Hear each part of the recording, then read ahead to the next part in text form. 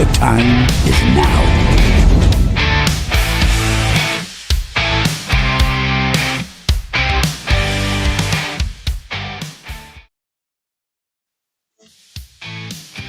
Hello, everyone. Good morning. Good morning. Good morning. Welcome to NUFC Talk. We are live already. This is the first time we've gone live this early, by the way. Well, I mean, not the first time, but we've done press conferences and all that.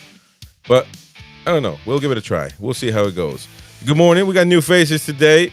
Sam, that's Corey's friend, my friend now, and everybody else's friend. Welcome, Sam, to the show, to the channel. Corey, of course, as we already know him, all the way down south, as well as Sam, by the way. And we are live. Don't forget to smash the like button, folks. Remember to do that. Please hit the like button. It doesn't cost anything, and so it's free. Now, listen, we got a goal there in the chat. If you can help us reach 100 likes as well as 10 super chats. So for some reason, people can't see you lot, but let me see if that transitions over. Either way, we'll get that sorted. So don't forget to smash the like button, folks. As I said, let us know what you think in the comment section down below. And there we go. We are there now. So thank you very much indeed, all of you. Sam, welcome to the channel, mate. How's it going? You're muted. You guys are muted, by the way. Oh, Sam, you're muted. So unmute yourself there. No problem. We got Corey in. Corey, that's your surname, man. I didn't know that. You're CDC. CDC, that's it. Corey De Cotta. That's CDC in the US, man. I think that means something else as far as medical work or not. It reminds me of COVID. So, but either way, for some reason you're muted there, Sam. You just gotta hit that little mic. There we go. Got it. Yeah, Beautiful. Hey, you all right? All right. Yeah. How are we, guys? Good. We're doing good, man. We're doing Gone good. very good, very good. Big debut tonight for Semi on the channel. Bloody oath, mate. Raring to go, as they say. I hope it doesn't hurt, man. Your first time. Nah, should be all right. But anyways, we got a lot of news to talk about, man. I want to get your opinion. By the way, yesterday was the Takeover anniversary for Newcastle United fans. Sammy rocking his new Toon top. Corey not into that. He ain't got a Toon top, Corey, yet. We're gonna sort him. We're gonna get him sorted. No, he does. He does. A quick wardrobe change. You don't have to, man. We know you got a Toon top, man. I don't even have one right now because after this, I'm going to work. So, you don't have a Toon top because they're all stuck on the wall behind you, mate. You got to take one down. Yeah, we got too many. Man. I got too many laying around. I do. So, welcome everyone in the chat. Don't forget to smash the like button, as I said, and yeah, man, let's get going. So, what do you guys make of the anniversary of the Takeover? Has it met your expectations? Mate, you know what? It sure has. Compared to what we were to what we are, it's a completely different thing, isn't it? Yeah. Mate, whenever the news broke, it was 3 a.m. in the morning here. Mate, I went out, popped a beer, and it was all sweet. If I had fireworks, I would have popped those too. How did you become a Newcastle fan, though, Sam? That'll be a good story. You know what, mate? I never used to watch football. So I was in year 7, and the movie Goal came out, believe it or not. I watched the movie, I fell in love with the team, and that was it, man. From then I was a Newcastle fan. So that is it, man. That was it, man.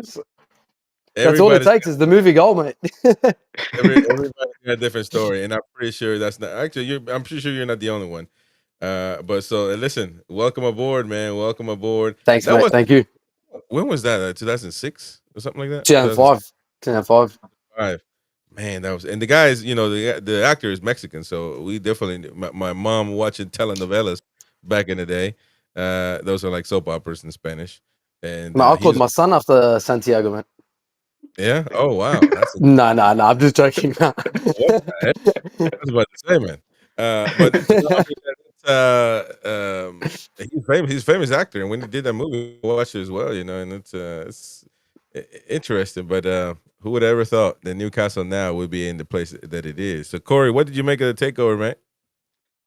Yeah, mate, it's been unreal, to be honest. I think I was 5 years old when Mike Ashley took over. So unfortunately, that's all I've known as a Newcastle supporter up until the Takeover. So it's been bloody miserable time for me before the Takeover. So yeah, it's night and day change. You and I both, cause night and day change. Yeah, definitely, 100%, man.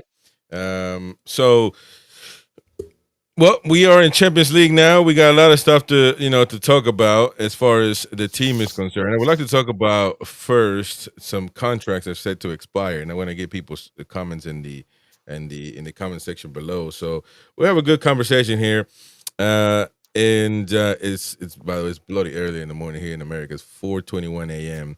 and over there it's nighttime. It's insane. You guys living in the future, man. That is insane. It's Literally couldn't be two polar opposites, to be honest. It's 8:30 at night here, and it's 4 o'clock over there. It could not be any different. And you guys are literally what is it, 9 hours ahead? That's Yes. Well, that's a pain. Well, Man. In the isn't- UK, we are, yeah. And well, in the UK right now, it's what time is it? Would be 6 hours, so it's 10 a.m. 10:22 a.m. in the UK. So that's listen, we're live, folks. It's not recorded. We are definitely live. Shout out to everyone there. Appreciate your commenting. Hells Azar. Hells, you're early, man. You're late at night, early in the morning. My goodness. So True welcome fan everyone. of the channel. Yeah, man. Hit the like button, folks. Hit the like button. And so 7 Newcastle United players' current contracts are set to expire on July 1st next year.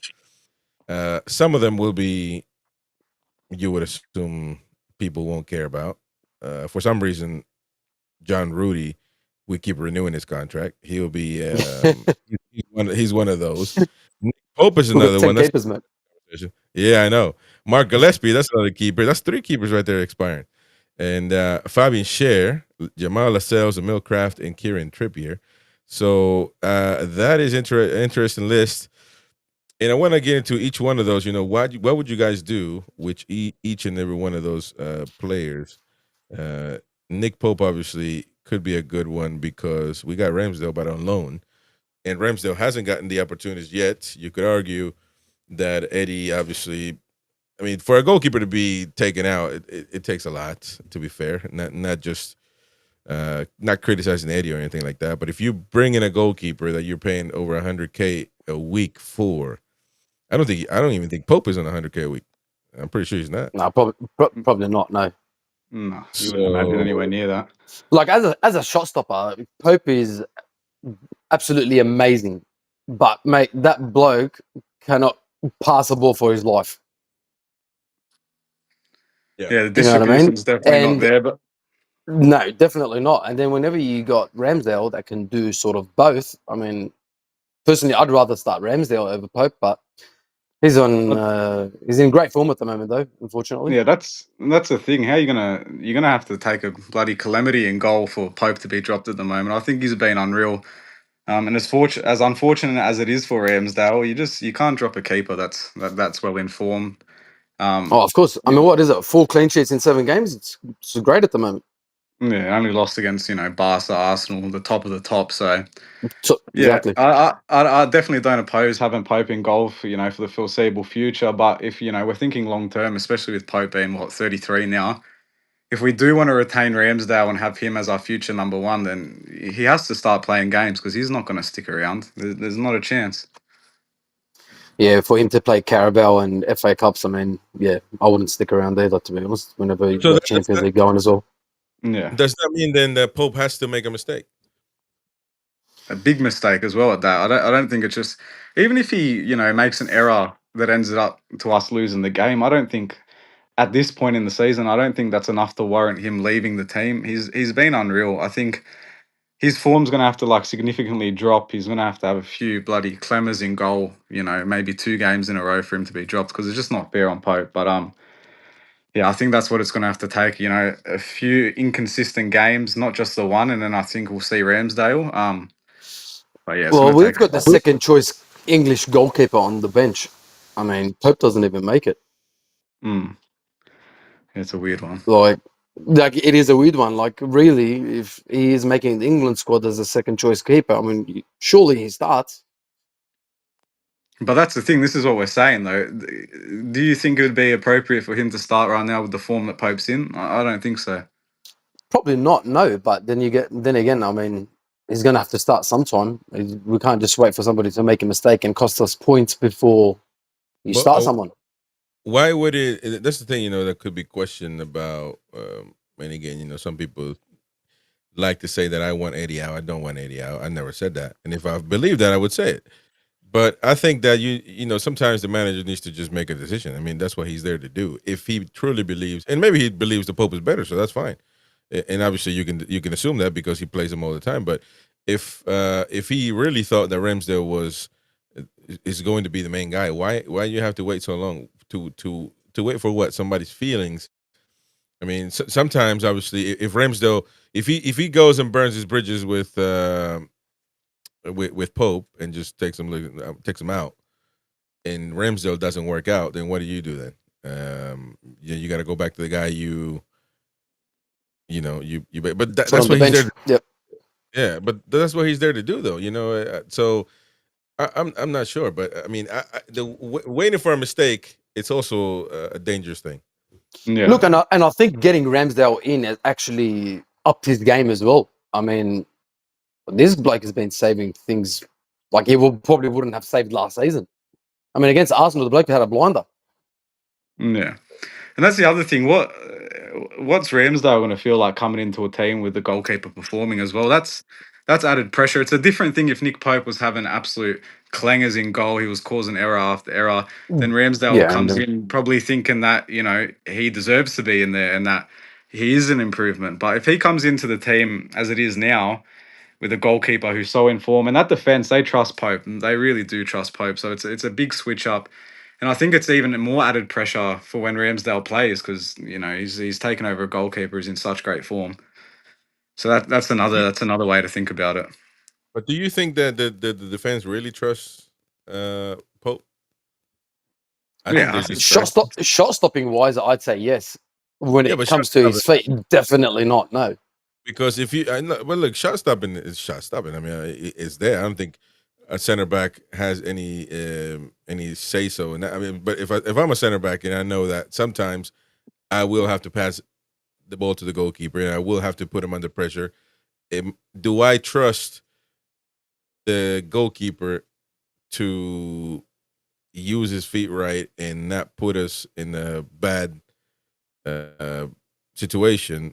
Because for a long time I thought the defense didn't trust Pope and they were just living with it, and that was Really. when I was and Shar was Well, there. defensively, I think we've been very good in the last few games, or since the start of the year. Like, Yeah, really, the most shots that we've had at goal is against the big sides, which is like Liverpool, Arsenal, and Arsenal, sorry, and Liverpool and Barcelona, sorry.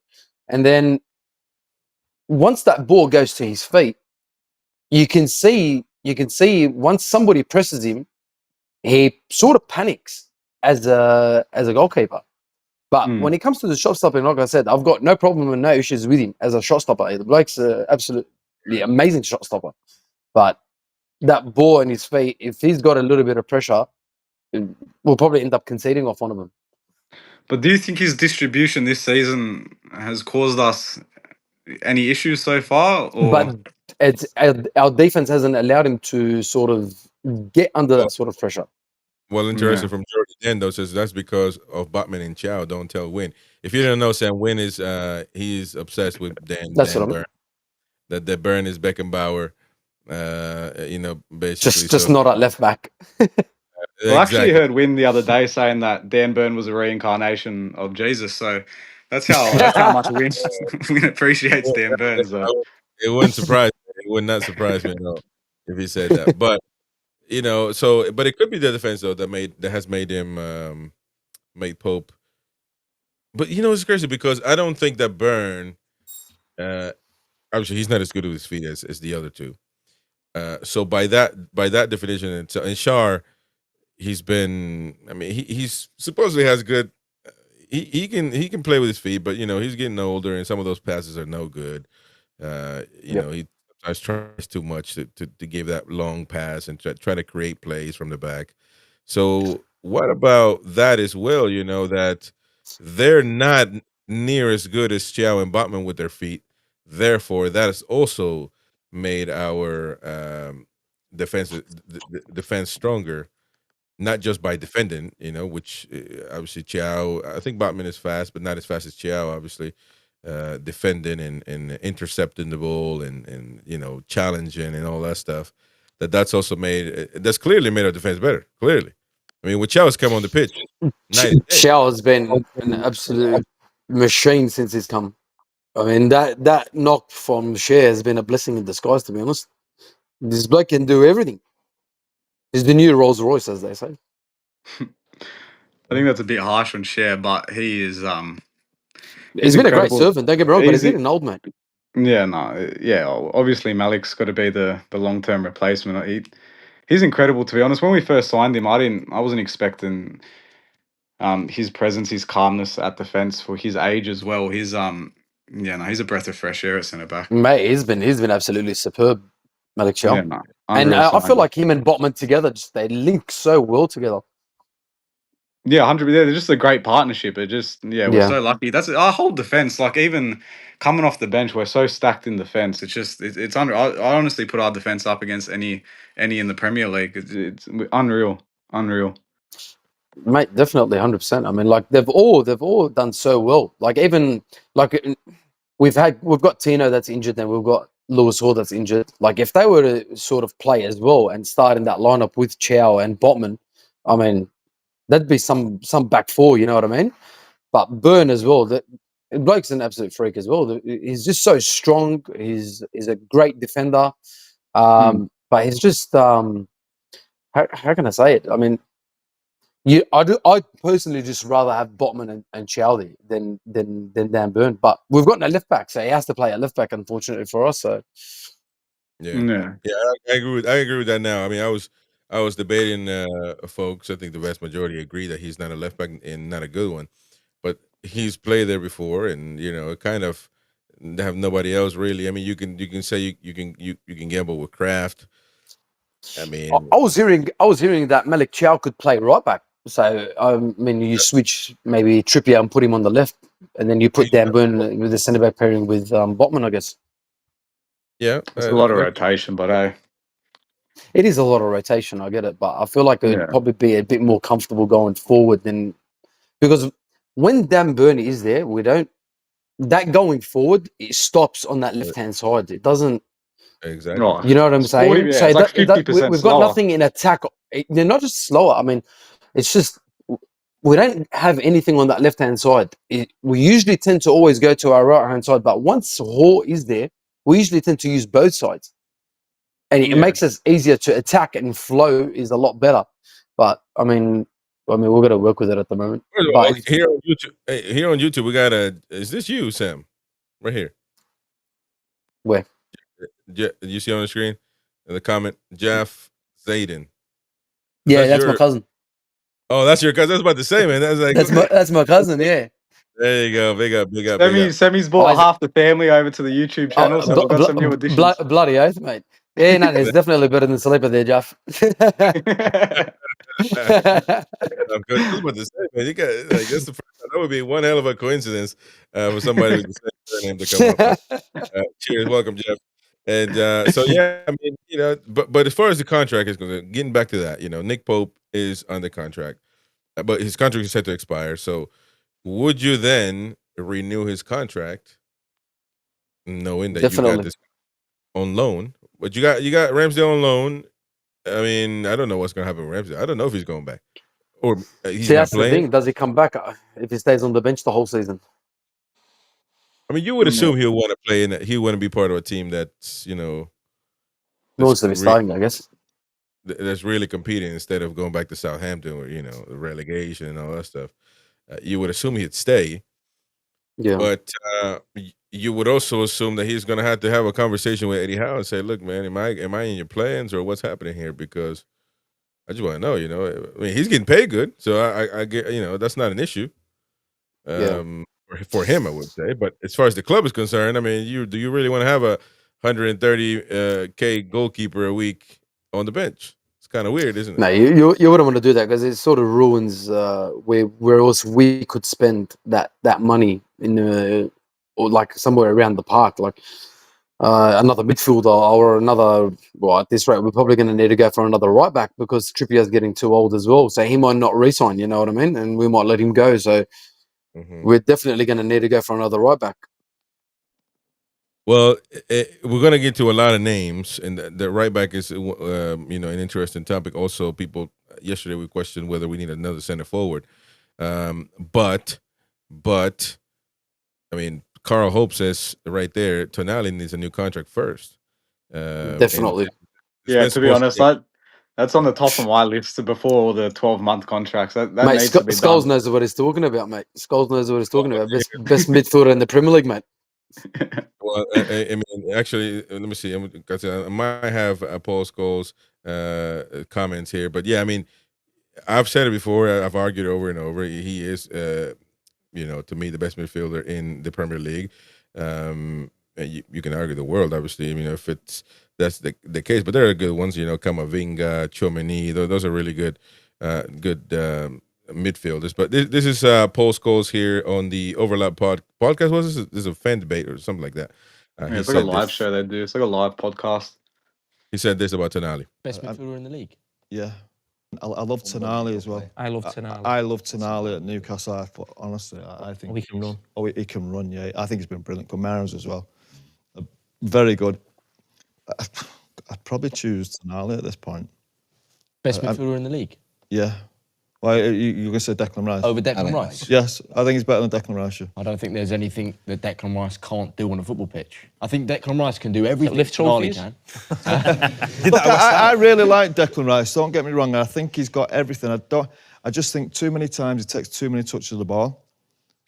I think he tries to look a little bit more stylish than he needs to do. I think he's got physical attributes are brilliant. I think he can be a box-to-box. I think he can score goals. I just don't think he does it enough. I prefer Tonali. Is that okay? So there you go. That was Paul Scholes, who knows a little bit about midfielding. Interesting. A little bit. My God. Just a touch. Just a touch. Just a touch, eh? So obviously you guys agree. We all agree on that, right? That he's Tonali. Now he's gone under the radar, which is good. You would assume for us, but That's good Yes, of course. it's not going to last. You know what? It's actually awesome. Like that somebody like that in Paul Scholes saying that we've got one of the best midfielders, if not the best midfielder in the Premier League. Like we haven't had that in a long time. You know what I mean? And Tonali has been absolutely outstanding. He's so calm on the ball. The bloke's an absolute workhorse. He's got an engine like whatever the best car is in the world, mate.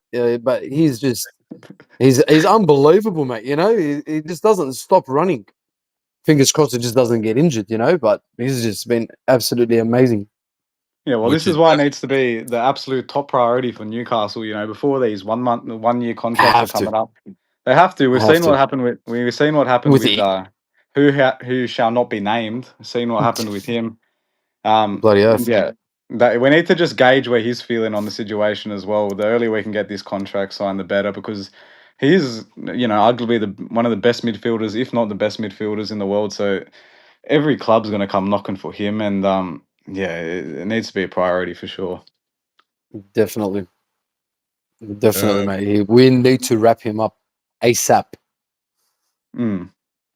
Supposedly there was a secret meeting in Milan with his agent, he went to Milan, but he's going to Italy. So I don't really buy that he's had a secret meeting to leave Newcastle. But some people are scared that might be happening. But again, we can't. You can't bubble wrap him. He's great, so people are gonna want to have him.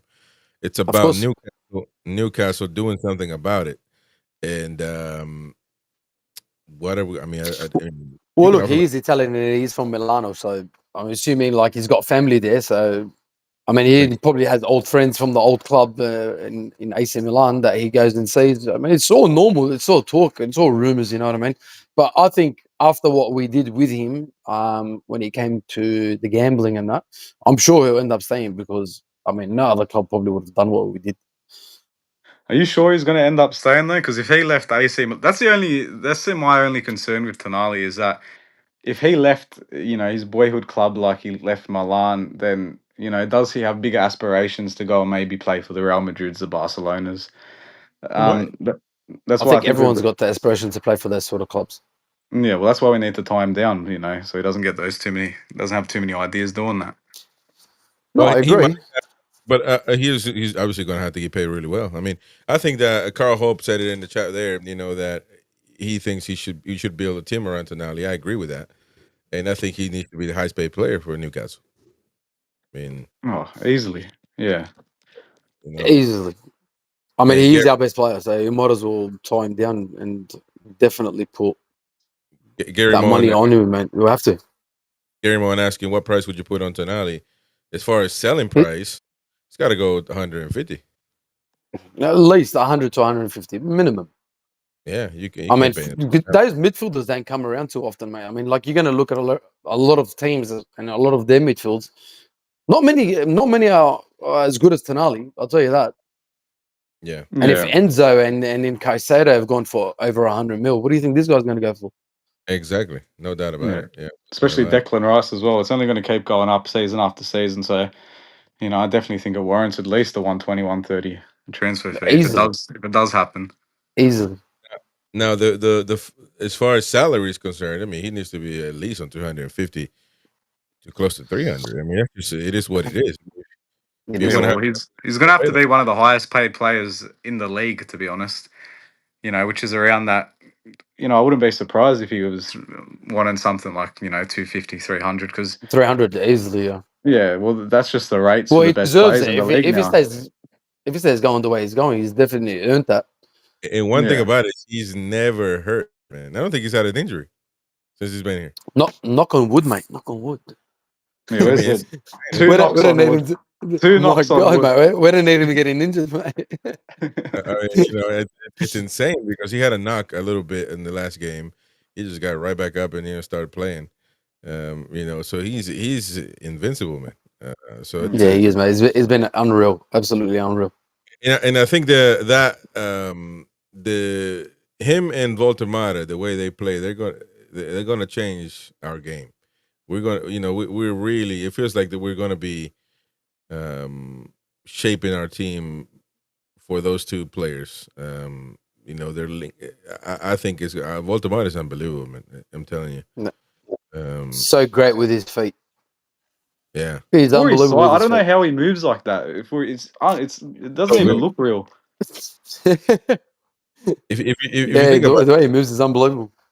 If you think about it, football's kind of changed in that sense, but not just football. Every sport, before, like even in basketball, the big tall lads were just there to rebound and get the balls and and all that stuff. But they were the slow guys. But nowadays it's different in the NBA. And if you think about it in football, the days of Peter Crouch, just heading balls in, all that stuff is now gone, man. Big lads. Well, just athletes have evolved so much now. It's just like you said, you got centers shooting threes in the NBA like friggin' no tomorrow. And then in football as well, size doesn't determine your position at all. We got Dan Burn playing at left back, so your size doesn't dictate your position. But with that being said, it's still unreal for him to dribble the ball, how he dribbles it. His link-up play is next to none. He's just... I got to be completely honest. Absolutely I didn't know much of next to nothing about him before we signed him. So I wasn't too happy with the signing at the moment at that time. But I eat my words? Like for the money that we paid for him, I mean, like you'd expect him to be like honestly good because we spent a lot of money on him. You know what I mean? But slowly, he's showing what he can actually do, and it's if this is just the start, I mean, we're in for a good ride, guys. Yeah, exactly right. Exactly right. Here, Craig Elrington says, "Hi guys, you are not mentioning that Alex Murphy can play left back, but Eddie doesn't seem to trust him. Somebody else told him Jacob Murphy. Oh, Alex Murphy. Yeah. But he's not. Somebody told him he's not prem proven. But I mean, at some point you got to think though. You can't have. I mean, if you lose your starter, then your backup. Then when is it going to be time to give the young lads a chance? Because Eddie Howe would put Ramsdale at left back before he put one of our academy products at left back. It's not going to happen. We should know that by now. For whatever reason, he does not trust him. Not that he doesn't trust him. I just feel like what he does is he'd rather be safe than sorry, I guess. I mean, Dan Burn, second season in, he played literally the whole season at left back. and we ended up finishing top 4. Yeah. You know Well, what I mean? I mean, he's been there and he's done it. So you might as well go with something that actually has worked from before, even though he's lost a tad of pace, but we still take it. Mm. Yeah, I mean, in this day and age, though, we're supposed to be attacking. I'm not sure that he's giving anything there. I mean, again, Mighty Win, who will be joining us at some point, believes that Burn just attacks and he creates. I don't know what he's watching, but it's just not there. I mean, can you fly? Can an airplane fly without a wing? That is the problem. You know? No, he cannot. So we are flying right now without a left wing, or parts of it, missing because you got Gordon there. But Gordon a lot of times has to come down and help Burn. You notice that? I mean, come on, man. Joe Linton, helping out Burn. I've seen Bruno helping out Burn. I've seen Gordon coming down to help out Burn. Because he can't, definitely. No, I agree. he can't keep up with the pace. Yeah, definitely. And it's not his fault, by the way. No, it's not his fault. Definitely not. I mean, but it is what it is. There's not much we can do. But who was he honestly going to put there? Are you going to put Murphy there? Would you put him there? Well, that's a gamble. I mean, certainly it's a gamble. Yeah, but it's an unnecessary gamble right now. That's the other thing. Yeah, Again, that's probably the thinking behind it. Unless, like I said, you end up unless you put, for example, Jacob Murphy out right back, and then you put Trippier out left back. I mean, at least you know what you're going to get out of both of them. Yeah, because Trippier has played left back before. Because I would definitely go 3 at the back now with Burn, Botman, and Chow, and then have essentially 5 midfielders, but not really 5 because you got the 2 wings, which could be Murphy on the right. Oh, Murphy or Elanga on the right, and then Gordon on the left, and you have your midfielders, Tonali, Bruno, and Joe Linton, and up front Walter Mata and or you can put Walter Mata and Gordon up front, and in the back you can put Elanga on the right side, and on the left, I don't know, whoever. I mean, you can put Trippier there, you can put whoever, or even Murphy's played on the right before. You put Elanga on the left; he's played on the left before. Yeah, so I've seen that formation 3 times this season. Whenever we've played that with 3 centre backs, we do not look good that way. No, but we don't really. But our attitude hasn't been an attacking, proactive attitude. We've been trying to defend. We played like that against Bournemouth. Yeah, we did. Well, I think and Leeds the same way. You know what I mean? Well, I mean, like, who goes to Leeds playing with 3 centre backs? Surely, we should have went there with a better expectation to go out there and win there. Yeah. Well, the only thing with the 5 at the back, I was actually so disappointed with that game. Yeah. The only thing with the 5 at the back is that obviously it takes away one of our forward or midfield players, and then I just feel like going forward we're just so much weaker with the 5 at the back without that extra spare man in midfield or that extra winger to pass it to up top. It's I feel like we're defensively sound enough to keep playing the back 4. 100%. It just 4-3-3 works for us. Yeah, it just gives us a bit more, going forward. And interesting comment here from Boki, one of our contributors, who says we lose 2 players from the attack to help cover for Burn. 100% right, Chris. So, and again, I don't know. I'm just bringing it up just to talk about it because I don't know what the solution would be. I mean, the solution would be a gamble, and that's an issue as well. But I mean, but it is right. Is it not a gamble as well? For some reason, we're not attacking. So is that one of the reasons? One of the reasons would it be that our attackers are helping out other individuals instead of doing what they're supposed to do, which is attack? Again, Gordon has to come down and help a lot. Joe Linton has to come down and help a lot. Is that prohibiting us to attack? And again, it becomes a Dan Burn trash-a-thon, but that's not what I want to do. But I mean, and again, it's not his fault. But then again, it's not his fault. It's just the pace, I guess. Yeah. Like Sam would say, what is the solution? And the solution will be a gamble anyway. So. Yeah, well, that's the thing. The players definitely, obviously looking a little bit concerned for the counter attack, and that's why they're dropping so much. And that could be a reason why maybe we're not attacking as much because we're so more susceptible to counter attacks with him at left back. But like you said, it's definitely not a Dan Burn hate along or anything like that. It's a position he's been forced to play. I don't think he's doing a bad job. I think he's doing a great job at left back, but it does limit the team and it limits the way that we play, and it probably limits the belief the attacking players having going forward because they don't want to get him caught out, at left back. So yeah, there's definitely a few things to think about. Yeah, there is a few things to think about. By the way, Connor is one of our kind of roaming reporters that passes news all day, every day, saying that reports from Germany, Nick Woltemade doubt for match on Friday due to fitness after recovering from illness. So we do have the Germany match live to see how Woltemade does, but if he's not playing, what the heck? We'll see. We'll see, though. We'll update you as far as that's concerned. But as of now, we'll have it on Friday at 7:20 UK. But Nick Woltemade, now, I mean, he scored that penalty like nobody's business, and he had the flu apparently. He's like Michael Jordan, man. He plays with the flu, baby. That's why the penalty was so cold, because he had a cold. He was bloody sick as a dog. Mate, that was one of the best penalties I've seen. I mean, no keeper in the world was stopping that shot. That's right. Nah. That's how Four good it was. goalkeepers in there, they weren't stopping that shot. Yeah, the pace and the height, it was just, mate, the perfect penalty.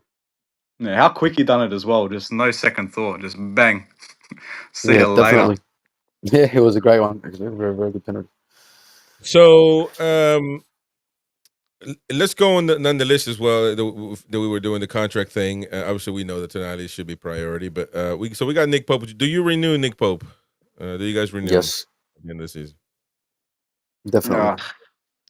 I don't know. Honestly, it all comes down to Ramsdale, to be honest. Yeah, I'd like for Nick Pope to sign another contract, but I'd like him to sign that contract knowing that he might be the number 2 for the until that extended contract runs out. Unless it's a half decent number 2. No, it would be the best 2 in the league if he's happy to do that. But something about Pope tells me he doesn't want to be second fiddle. So it's just so dependent on Ramsdale. If Ramsdale comes into the team and Pope is happy to be a second, then I think we renew that contract every day of the week. If Pope renewing the contract comes at the cost of maybe losing Ramsdale for the future, then is it worth it to keep around the 34 to 35-year-old Pope and lose out on Ramsdale? I don't know. Yeah. I don't know. I would like, but Ramsdale does have to start at some point this season. If we're going to renew his contract, we're going to have to. So Win is probably messaging me, right? He says, exactly. Every effing show, Dan Burn trash along. You say we gotta talk about news. Dan Burn debate is ancient history, but you bring it up every show. Flying without wings. Are you stupid or what? There you go. That was Win.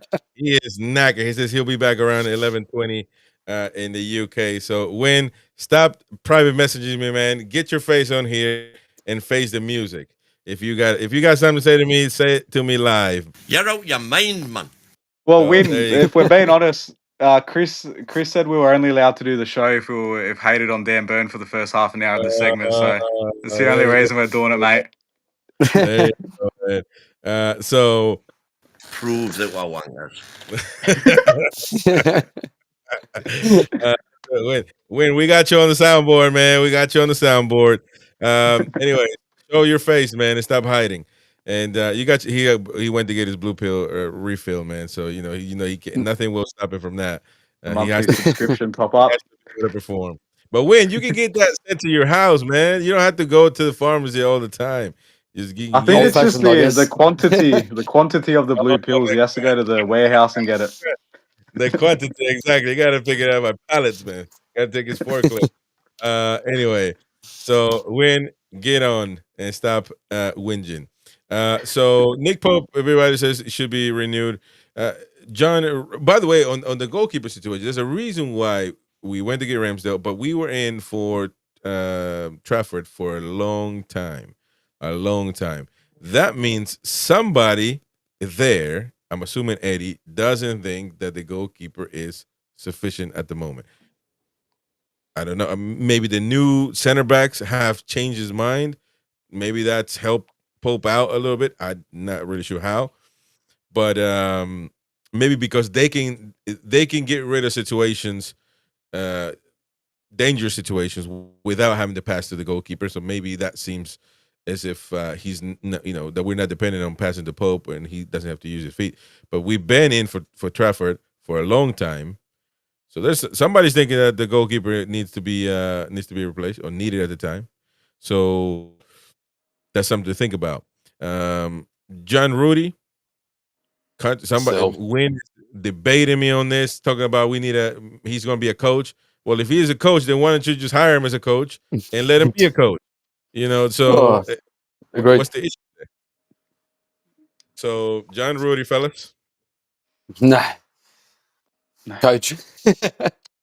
Yeah, he can be the goalkeeping coach if he wants, but I don't want to see him anywhere near the bloody squad. That's for sure. No chance. No chance. In hell. Surely they're just keeping him around as like he's a good character in the changing room. But it's a lot of money for a character in a changing room.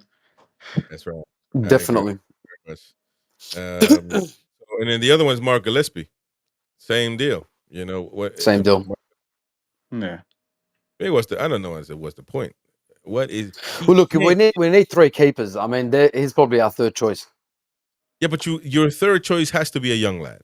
It has to be because you're supposed to. I agree. You're supposed to renew every so often.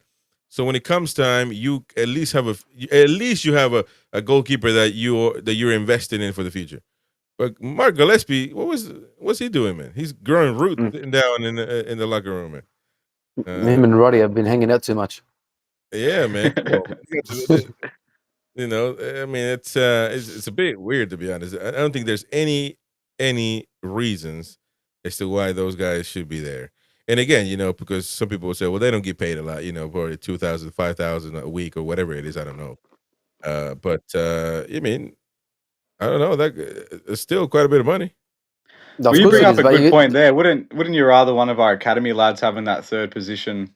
Exactly. For confidence and for the future, you'd probably rather a young lad in there. You can learn off the other two. And you want a young goalkeeper in there in training as well, just to train with the one and the two. So, well, look, if Ramsdale doesn't actually stay and sign a new contract with us, we're most likely going to need to go and sign out two goalkeepers anyway, because Pope's getting old, first of all, and then we're going to need a third choice goalkeeper anyway. I wonder. I don't think we've got anyone in our academy that's pretty good or heard of, to be honest. But I wonder if Trafford would want to come to Newcastle now. I don't know if Man City. I don't think we sign him. I don't even think we go for him again. No chance. Like, I mean, how do you go for somebody for a year and not sign him, and then he goes to somebody else, like somewhere else, and then why would you go back for it? It's like me going back to my ex.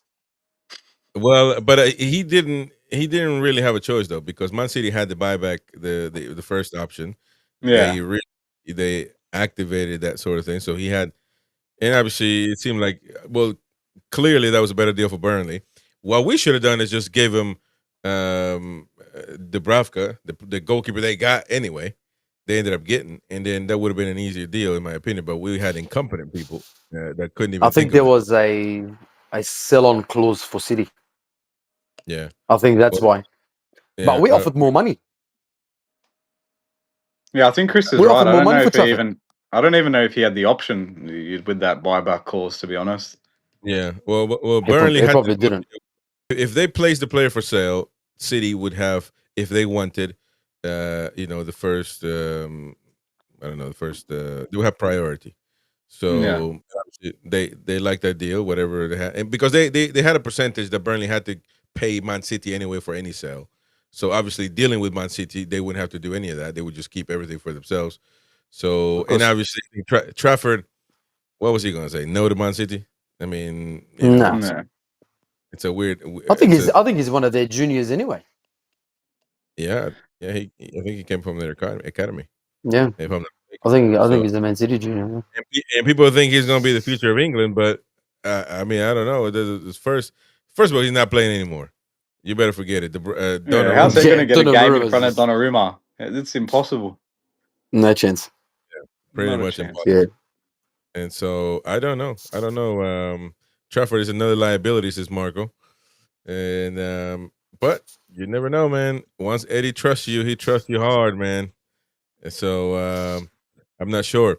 But so that's another goalkeeper, Mark Gillespie. So I would say, they can go. Fabian Schär is an interesting one. I think Fabian Schär can I reckon retire. just go back to Switzerland and But model. there you go. He could do that. But I think he should That's be. so bloody harsh on Shah. That's No, harsh. it's not. Look.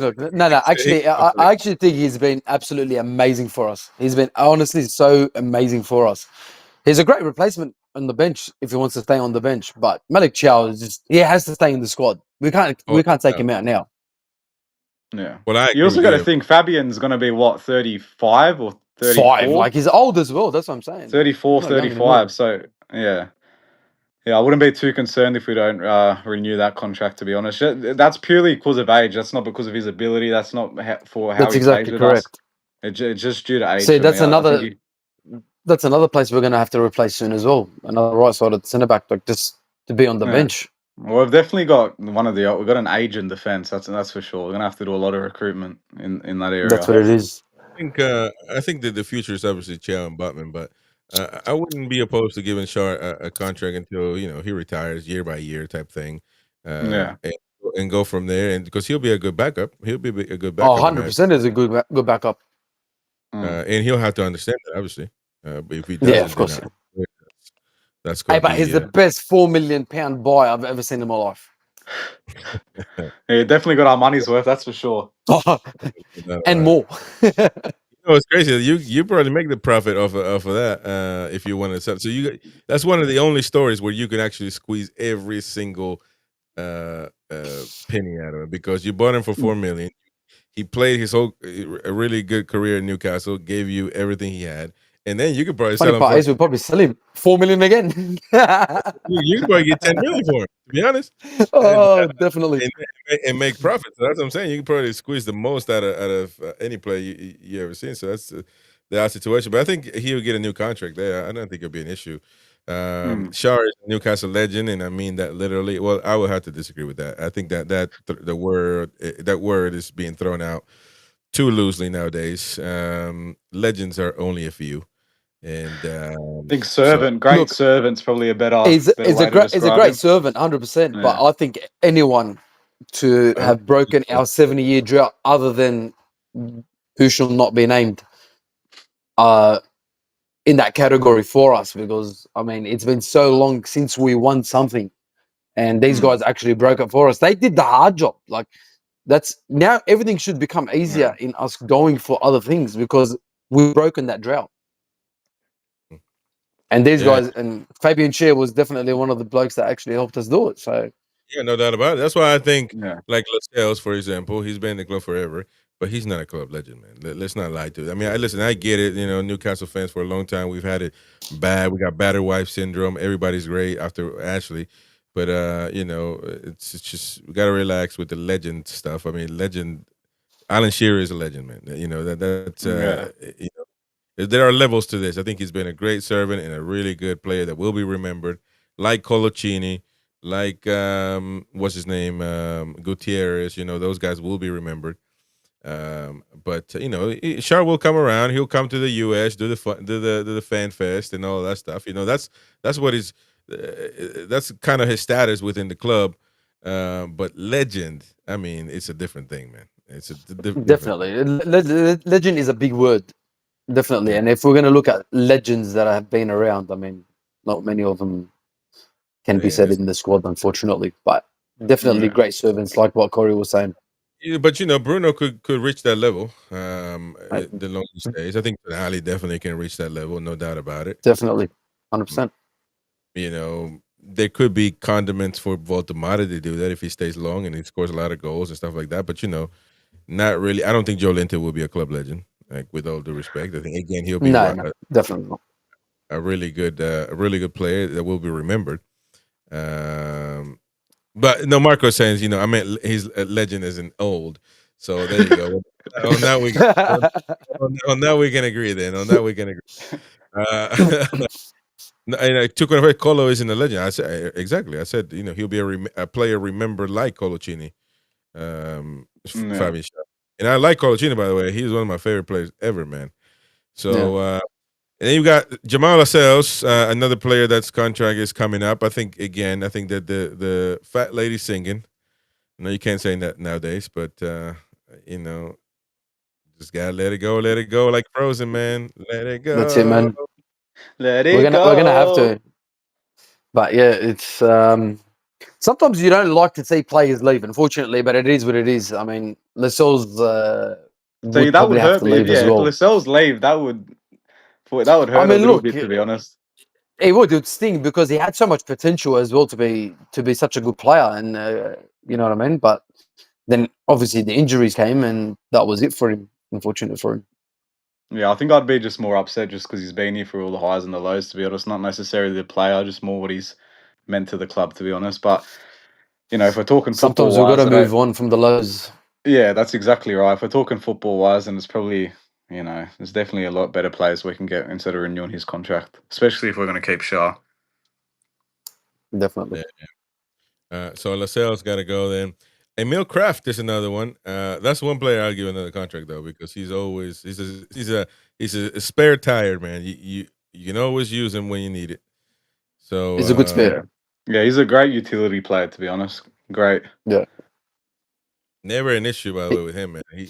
No, you know Yeah, what? He no, comes he's on. He ready. can play right back. He can play centre back. I mean, you can put him in multiple positions, which is good. It's good to have in the squad that players can play multiple positions.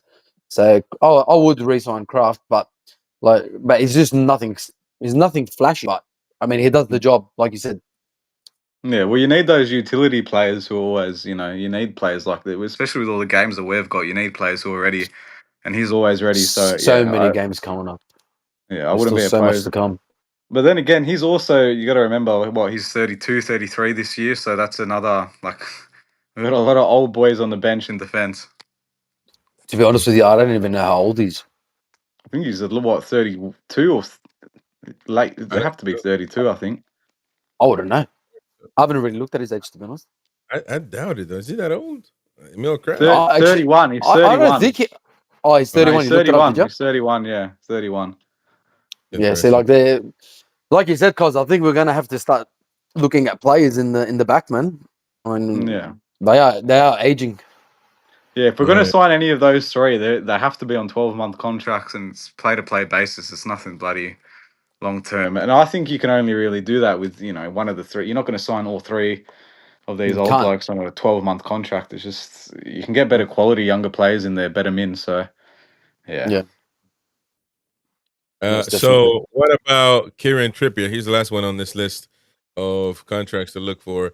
That's an interesting one. I mean, you can argue he is the best right back we've ever had, or one of. It's got to be up there, yeah. This is But definitely up there. either way, I don't know if that's the reason to get a new contract, but I think he could be on a year-by-year basis. I think he settled down from wanting to leave last season. He was really unsettled for everything going home and everything. He's Of course. so why do we do with Trips? I mean, he'll be 36 years old, says Jordy Dan there. Yeah, you Well, will. the thing is, if we don't end up signing another right back, I mean, he's a good replacement as well. Yeah. Because it doesn't seem 36 like years he's old. slowing down anytime soon. I mean, he's actually playing so well as well. Look, defensively, he has gone off a bit, but he provides so much for us in attack that we don't get on that left-hand side. He still has his pros, you know what I mean? More than cons, I guess. Yeah. With Trips, I definitely, out of all the players we've mentioned, even with him being the oldest of the players we've mentioned in defense, he's probably the one that, if we signed on a 12-month contract, I'd be pretty happy about, just because of, how much of a leader he is in the team. 100%. He offers We need us, he leadership. offers us so much more, not even on the pitch. So I'd keep him, a 12-month contract, keep until he's 36, and then, bon voyage after that, I think. Yeah, I think so. I think he should retire in Newcastle. Yeah. think it's possible for that, and I think he's understanding his role. But to be honest, to be in what is it, 35 now, close to 36, he's playing a lot. That's not He is playing being a lot. Yeah, and he's so still playing good as well. He's still doing a job as well. 100%. And He's we're doing going a to job. need him to keep doing a job for the next 10 weeks. I mean, Turner's out for 10 weeks, so. Yeah, that's true. And no, actually, more than that, because he'll have to come back and get ready and train and all that stuff. So Exactly. He's still doing a job. He's still being accounted for. Marco says, I believe Trips is a liability against pacey players. I think that's also the situation. It's the truth, because Gary on the Daily Show the other day they were saying, or he was having an issue with people criticizing Burn, and but they don't criticize Trippier for lack of pace and all that. But this is the thing, though. And again, I think Burn left back right now is a necessary thing. However, he is out of position. So Pope can make a mistake at goalkeeping, but he is a goalkeeper. If I put Botman as a goalkeeper, he'll make plenty of mistakes, and that's more. You can be more critical of that because who the hell put Botman as a goalkeeper? He shouldn't be there to begin with. You see what I'm saying? So a goalkeeper can make a mistake, like any center back, any striker, as long as they're playing their position, mistakes can happen. But if you're playing out of position, then we need to look at what's going on here. But obviously, again, I want to reiterate, Burn at this point it's a need, I guess, at left back. But we just have to deal with the consequences of not having a really strong left side. So, Win, if you're listening, get on and please, speak your mind, man. Vent your spleen. So I know he's listening. He goes nuts when people talk about Burn, man. He's going. Mate, don't get me wrong. I absolutely love Burn. I just don't love him at left back. Guys, what are we doing here? Win can hear all of this, lads. I think we're forgetting this. We're in bloody dangerous waters here. We're in dangerous waters. We've regressed, man. And let me just say this because do you guys hear me? Oh, there we go. Yeah. Because Win is the author of many songs. This one is one of his hits. He's from Blind. He'll never ever be transferred. He's from Blind. He's from Blind. He'll never ever be transferred. He's from Blind. He'll never ever be transferred. He's from Blind. We are not. Win. Man, where are you at, man? Stop hiding, man. Stop hiding. We need you on. So Win's got a voice like Adele, just one of the true songbirds of our generation. Just a beautiful voice. Just a beautiful voice. Come on, man. Definitely an angel's voice, mate. Adele might sue you for that defamation. Or Win might sue you for that as well. Who knows? Because he thinks the world of himself. But we'll get him on as soon as possible. So those are the contracts, folks, that we need to make decisions on at the end of the season. So that's I mean, again, tongue in cheek, but some deserve, in my opinion, to get another year, and some need to be just let go. And unfortunately, that's just the way the cookie crumbles. You just gotta let them go. Did you guys hear about Bruno and Joe Linton's arrival? They got into Japan. I think they're going to for the international break for Brazil's friendlies. I think South Korea. South Korea. I'm sorry, but they had their flights turned back to the UK due to a broken window mid-flight. That's wild. That's actually wild. People don't think. Trust me. Stuff like that can make you can't have there's a reason why you can't open your windows in airplanes because safety reasons. And imagine being in a plane and all of a sudden you hear that because it's really loud. You would just freak out, man. Especially with all the bloody planes going down those last 4 months. There's a plane crash every 3 days at the moment, so there is. We're absolutely packing it. No, 100%. Yeah, insane. They have made it to their destination though, God willing. But I mean, that's wow. Scary stuff, mate. You know, like life is a We fragile thing. But then again, a broken window on a plane—that's we've scary seen as hell, I guess. we've See you seen later, tragedies Spec. like that. Tragedies like that happen all the time. By the way, it's not a. I mean, I've seen. I don't know if you guys remember a Brazilian team crash called Chapecoense, from Brazil. The whole team came down. Only one or two survived, I think. The goalkeeper had to have his leg amputated, so Oh, yeah. everybody else died really. And then you got That's wild. Got Salas. Munich. Remember the Salas guy from he came from France and then was going to join Norwich, I think. Oh, Norwich, right. yeah. And Yeah. he Plane went crash missing. as well. Yeah. And then Nobody knew Norwich what turned around and said they weren't going to pay the fee after that. Imagine that. And they actually Imagine. went cheap, and they went cheap because the plane was cheap, and the pilot wasn't even a pilot. He was just somebody that's Yeah, flying. it was dodgy conditions as well, wasn't it? It was just Dodgy nothing should have been. They shouldn't have been in the air. And Yeah, it was a bit of a wild one, that one. the player didn't want to fly, and he actually even texted, I think, mid-fly and says, I'm scared, blah blah blah, to Yeah. his family, and they ended up finding that in the bottom of the ocean. Yeah, So bloody horrible. that's bad. I mean, many cases like this happened though. By the way, Yeah, Munich as Of well course, for yeah. United. Munich was That's heaps. right. That's right. I don't remember that. What was that about? The Munich air crash with Man United. Oh, is that right? That Yeah. must have been a long time ago. That was like Way 1958, and the whole team. Yeah, it was Yeah. massive story. That happened as well. What happened in Peru a few times? I'm Peruvian. That happened there as well. The team went down. So yeah, it happens all the time, man. And it's not something to take lightly for certain. I mean, Wasn't that's, it Dennis definitely not. Bergkamp? Dennis Bergkamp who would never get on planes. He couldn't do like European games. Was it Dennis Bergkamp? Pretty sure he I'm not refused sure. to get Couldn't on tell you. planes. Yeah. somebody? It wouldn't surprise me, but I mean, at this day and age, though, you're gonna have to get over it. If you want to be a footballer, really, I mean, it's unfortunate. By the way, talking about Bruno, he did say that the future is the Malick Thiaw and Botman are the future for this club. He's on Malick Thiaw. He said, and quote, "What a player! He surprised me a lot. Very good with and without the ball as well. So quick and smart breaking lines.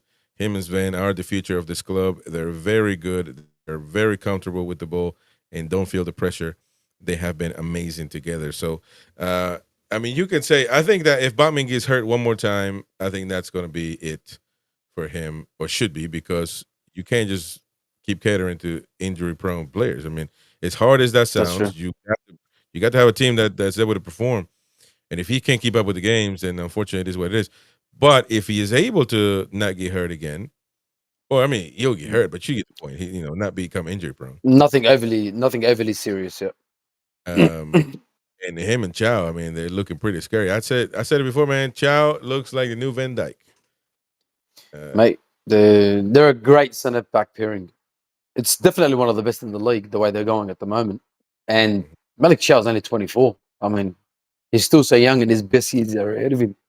And their chemistry as So well. For be- the amount of games they've played, their chemistry is unreal. It's unbelievable. I mean, It's like they've been they've playing together for worked years. so well together. Yeah, definitely. I just feel like because they're so good, both of them on the ball, it sort of helps their partnership.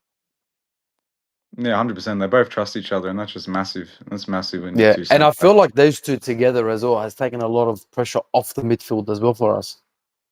Yeah, 100%, because they can distribute as well. It just offers us so much more, not only in defense. Yeah, Of course, very- because both of them can actually pass the ball.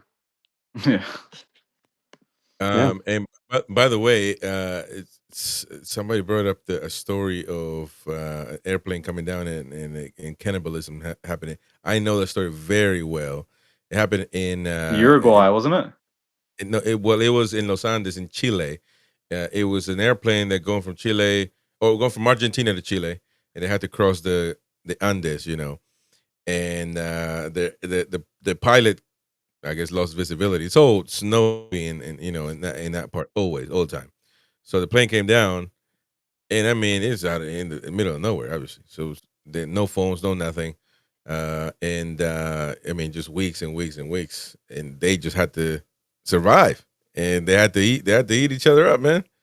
That was a So rugby Oh, team, shit. wasn't it? That was a rugby team. something like that. Yeah, something Yeah, it like was a that. rugby. There's a movie. There's a movie about it. It's bloody About it, it's a terrifying, eh? documentary. It's so We scary. used to watch the original movie back in the day when I was in Peru, man. Boy, that was crazy because it's always been famous. But Yeah. you had to survive, and I mean, what would you do in that situation? I mean, you just got what are you gonna do? I mean, Yeah, they started cooking up the dead bodies. It's fuck. no, Ugh. but they didn't even cook it, bro. They didn't even cook it up. It just roll. They just ate it. Oh, God, don't you? Oh. It's called a lot. Exactly. Can we go back to football, guys? That's got to We're be gonna a good source of protein, but you'll bulk up. Bulk up on what, mate? like in the popsicle, man. It's I mean, that was insane, but no, it's a true story, man. It's a true story. Why would you do in a situation? Just put yourself in that shoe because they said, yeah, they, a few survivors had family members, Mm. and what you gonna? I mean, you just gotta eat up your mom, your sister. I think it happened like that too. No, stuff that. Yeah. Hey, listen, let's move on from this one. But it is what it is, man. It's life, man. Life throws you curveballs. Life gives Thanks, you Chris. limits. Well, yeah, thanks, Chris. I'm never getting on an airplane again for the foreseeable future, so that's done for me. Especially going from Argentina to Chile. The Andes, man. That's a dangerous place to go Mm. to cross over. But it almost always happens with pilot errors and not being ready and not being cautious. That usually happens like that. So Yeah. yeah. So what else we got here? We got the Malick Thiaw had an interview with NUFC, and he spoke about his time in Newcastle, his life in Newcastle. Let me see if I can pull it up here so everybody can see it. But it's he's really taken the Premier League by storm. And I knew, but listen, man, I don't want to always say I'm right, but I was right. He's got good players. You just got to put them on and let them play, man. Stop 100%. finding. You just got to put them on and play. Let them figure out. And good players will separate themselves from bad ones. Like his first game when he first, what was it against? Was it against Liverpool. Barcelona? His first game? No, Liverpool. He came in at Liverpool. That's right. He came on a bit shaky, and I understand that. I mean, it was towards the end of the game, and we needed the goal, and he came on a bit shaky. But once he sort of that first 10 minutes he was on, he went very well after that, and just from there, he just kicked on, didn't he? Mm. Mm. Yeah, we're not going to get a harder debut than Liverpool, so Yeah, no would have done chance, him a no. well of good. Especially with a man down as well. Yeah, 100%. especially in that particular instance, of course, we were down. We weren't down though. I think we were equalized maybe. But Yeah. it's just a different game. But after that, clear and evident that this guy is made for it. So you just got to trust him. You just got to give him the opportunity, and he'll get the job done. It's plain and simple. I'm trying to put him on here. But we definitely got a good deal from AC Milan once again, because remember Tonali was only 50 million for what he's worth That's now. How much was Malick? 35 or 35, yeah, 35. Yeah, Yeah, something like that. that's a steal in today's market. That's beyond a steal. Exactly. Definitely.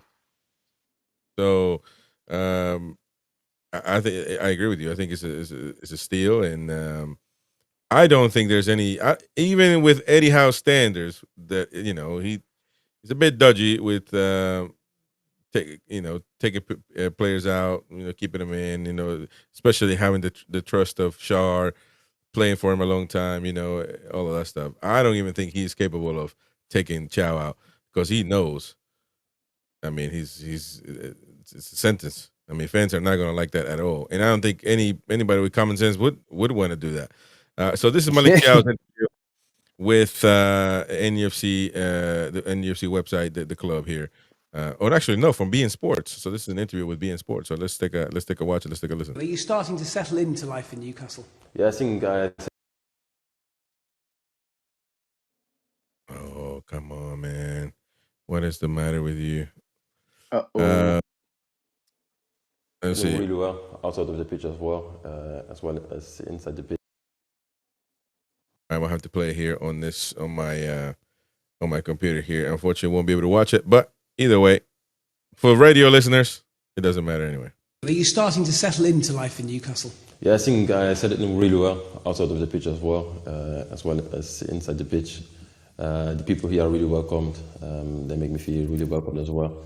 So yeah, I'm really happy here and my family as well. Is that important, the outside of the stuff, settling in almost as much as the football point of view? Yeah, I think both work together, of course. I think you cannot just focus on football because you also have a life outside of football and it comes together in a certain point. So yeah, I think in both ways I'm really happy. Yeah. What about the football? Is the football difference here, different to what you've experienced in Germany and Italy? Yeah, I think the way how we are playing is really intense. So I would say it's much more intense than the football in Germany and also in Italy. Yeah. What's that like for a centre-back? I think you have more man marking, so you're defending the whole pitch sometimes. That makes it, you have to be more attentive sometimes. You will run more, you have to sprint more. Yeah, that are the more things that I think I had to do, not to adapt because we played a certain game also in Milan that was similar on the PO League before. So I think I adapted well in it, yeah. People often say that the crowd at Newcastle, St James's Park, is particularly vociferous, is intense, but then you come from Milan, so how are you finding St James's Park? No, I have to say it's incredible. I heard already that it's great, and I was expecting great, but even I was still surprised how the fans are going on every goal, on every duel. It's crazy. I never saw something like that. I don't know how much you know about the history of Newcastle, but being the centre forward, like the 9, comes with a bit of extra prestige, but with pressure. So for Nick, how do you think he's settling? And the fans seem to have taken to him instantly. Yeah, I think it was really important for him to have a good start. And he scored directly, so I think it made it way easier for him because he's a great player. There's no discussion about that. I think he already showed it as well. Everybody knows about that. All right, so there you go. That was the interview there with Malick Thiaw, getting used to living in Newcastle, of course, and also the club and teammates. So, any last thoughts on Malick Thiaw? He's definitely the future for the club, isn't he? 100%. And our proper Rolls Royce centre back. The fee's incredible. Great mentality. You know, hopefully we can tie him He's down so for the strong next on the ball as 6, well. 7 years. Mate, he's quick. Mate, you know, he's a complete centre back, isn't he? Well, one thing He's about a it, complete footballer. Yeah. everything seems like it's effortless. You know, like he's not really. He does make everything look so easy, doesn't he? I never see him stressed out, man. You know, like, again, if I look at Dan Burns' face, he's always looking. What are we doing here, Chris? What are we doing? Man. For example, I'm just look at Dan Burns. I just want people to watch Burns' face at the 20th minute. He looks exhausted, man. Malick Thiaw looks as cool as a cucumber, not bothered at all. And again, that's just look. I'm going to defend Dan Burn here, but he's running up and down that sideline. You know what I mean? I mean, if Malick Thiaw's doing that, let's see how he's going after 20 minutes. By naked, man. But yeah, Malick Thiaw, I agree. He is the future of this club. Let's go with some chats from the YouTube live chat here. Jordy Dan says, fun fact, Diego Luna was meant to play Santiago in goal. I don't know who that is, from Cashin Andor from Star Wars. Have you seen Narcos Mexico? Who? Narcos Mexico on Netflix. Are you actually talking about the show? I'm talking about the actor. He's talking about Diego Luna. Is that supposed to be what's his name? The Mandalorian. He plays the lead in Narcos Mexico. He's a great actor. He's unreal. Okay, gotcha. Well, there you go. He's supposed to be the one. Was also meant to play by Stellan whatever from Star Wars as well. Yeah. Okay. Yeah, the Mandalorian. Yeah. No, James Cuff. James Cuff. My takes. Pope renew Ruddy release, Gillespie release, Shaw renew, Lascelles release, Kraft release, Trippier renew. James Scuff also says, I'd rather have a keeper, the hoof, the twat, into row C every now and again, than one that tries to overplay it and chucks it in his own net on the regular. Look at Onana. Pope is fine in my opinion. Well, obviously he has to be a good goalkeeper. I mean, yeah, definitely. Well, I think Onana just sucks at both. exactly. I think he's no good. At least this guy can save. At least this guy can save a shot. I said that at the time as well, when people were excited to get on. Onana ain't good, man. He's not good, and they were all No, excited. about it. he's not good. Badar Isa says he's great with his feet, saves a lot of goals with them. Whoever I don't know who he's talking about, maybe Pope. Nick Pope, yeah, he's talking about Pope. Because he does Yeah. save a lot of shots with his feet as well. Yeah, Darren Lee, BDB is praise the Lord for his services on the pitch. Two corner phrase, don't knock Shaw's passing. I'm not knocking it, but it's a lot of times I've seen him as of late just overdoing it, giving those long Missing balls to nobody, they go to the opposition, blah, blah. So, quite honestly, I don't see even Chow doing that. I don't even see Butman doing that much. They just pass the ball to the right man, and that's Mate, to the midfield, 100%. 100%. Choppy. If we've got strength and depth with we've got strength and depth with Newcastle. Jordy Dan, Shaw's PSG Worldly is my favorite moment post takeover. Yeah, that was a shot against PSG at home, wasn't it? Carl Hope, Tonali needs a new contract first. Exactly.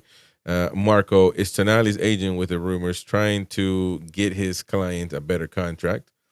Well, let's we shouldn't even let it go down that route, man. We should just relax. If we don't learn from our mistakes, mate. Yeah, that's on us, eh? That's on us. That's on us. We can't be doing that again. No. Yeah. Jordy Dan here. Well, PSR might be getting scrapped soon, so hopefully helps us with squad costs. Marco Tonali's. Oh yeah, we read that one. Marco with another one. When Murphy played left back, Byrne had to bail him out a few times. He made a few big mistakes. The odd time Murphy played last season, not good enough, but he's got more pace than Byrne playing left back. Again, that would be a gamble anyway. So that was Boki earlier on. We lose two players from the attack to help over for Byrne. 100% agree. But now, how do you say that? Luli?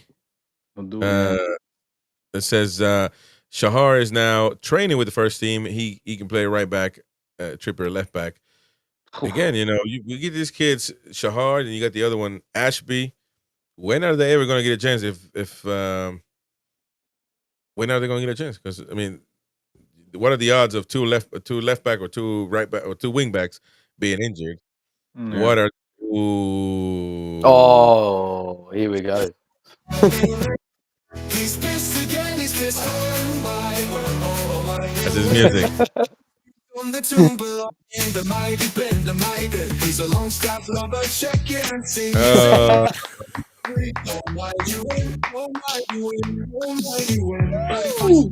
Beyond knackered.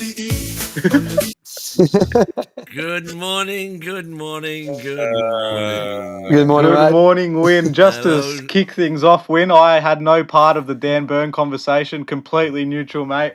Yeah, You're the only one that spoke. I managed to catch a bit of that. I thought this was supposed to be a news show, not an old news show. Not let's rake up ashes from somewhere just to create a controversy show. Go tell her how you feel, man. There's no fun with no controversy. Yeah, well, you could be right there, Sam. Nice to meet you anyway. Have Nice I to meet you met too, you mate. before? I don't think so. No. No, I don't. Unless you think met me up when I was up at Newcastle. I would hate to think you'd been on and I'd forgotten you. That was all. And when I No, caught I a haven't glimpse been of on you- it. It's my first time, mate. His Good debut, man, big good debut man. tonight. Welcome. Thanks, mate. Thank you. By the way, Chris, have you told everybody we've hit the 8K? We've hit 8,000 subscribers. We Yeah, have yeah. hit the 8K subs Awesome. last night. Get in, guys. Come on now. Hit the like button though. Hit the like button. 8K Smash the subs like button. coinciding with the 4th anniversary. How about that? Yeah, Awesome. Beautiful. Just about our 2nd anniversary in the 8K, not bad at all. Thank you everybody for subscribing and watching along. And long may it continue. Onwards and upwards, as they say. That's the way. 100%. That's the way. So Win, what's your issue, man? My issue is how many shows have we done now? With just people wanting to, got old Borky in the chat, we're losing 2 attackers, etc., etc., etc. Yeah, man. Give over. Is it the ideal situation to be in? No, it's not. Let's all agree that it's not. No, it's not. Definitely not. So then the question becomes, who plays left centre? If we've got a left back, who plays left centre back? Is it Byrne or is it Botman? And you make a mind up. The majority say Botman, so put Botman in. So be it. But I you just do have an disagree with it. Look, either one And would that's be it. End of absolutely story. great in that Game of position opinions. anyway. That's what football's all about. Game of opinions. 100%. But you're wrong most of the time, though. So what? Well, you think I'm wrong. I think you're wrong 90% of the time, but that's irrelevant. But the people don't say that. The people. Since when did you speak for the people? You speak for a minority of keyboard warriors who hide behind their keyboards, won't come on and show their face the way these two. You see, this is what happens when you go to Australia. You get brave. You've got to be dynamic. I can go on. I can face the wrath. I can take anybody on with my opinion. Bloody hell, mate. No, tippy tappy. Oh, Botman's better than Byrne. But Byrne playing is a waste of time. Doddy. Get on, show your face if you've got that much of an opinion. It's like the bat signal. As soon as Dan Byrne get mentioned, the bat signal comes out and Win is ready for action. Indeed. He could have come on fast enough. So you done now, mate? Say again, sorry? Are you done now? Are you done with your rant? Yeah, done with my rant, yeah. Just get off the subject. Yeah, happy clapping. There you go. We're back. Hey, Oh, that's awesome, mate. light up the sig. There you go. So what do you make about the Relax. contract situation, Win? Say again, sorry? What do you make about all the contract situations with the renewals coming up last year of the contracts? Well, you just got to take your pick. And Eddie, we trust. That's all I'm going to say. Oh, here we go again, man.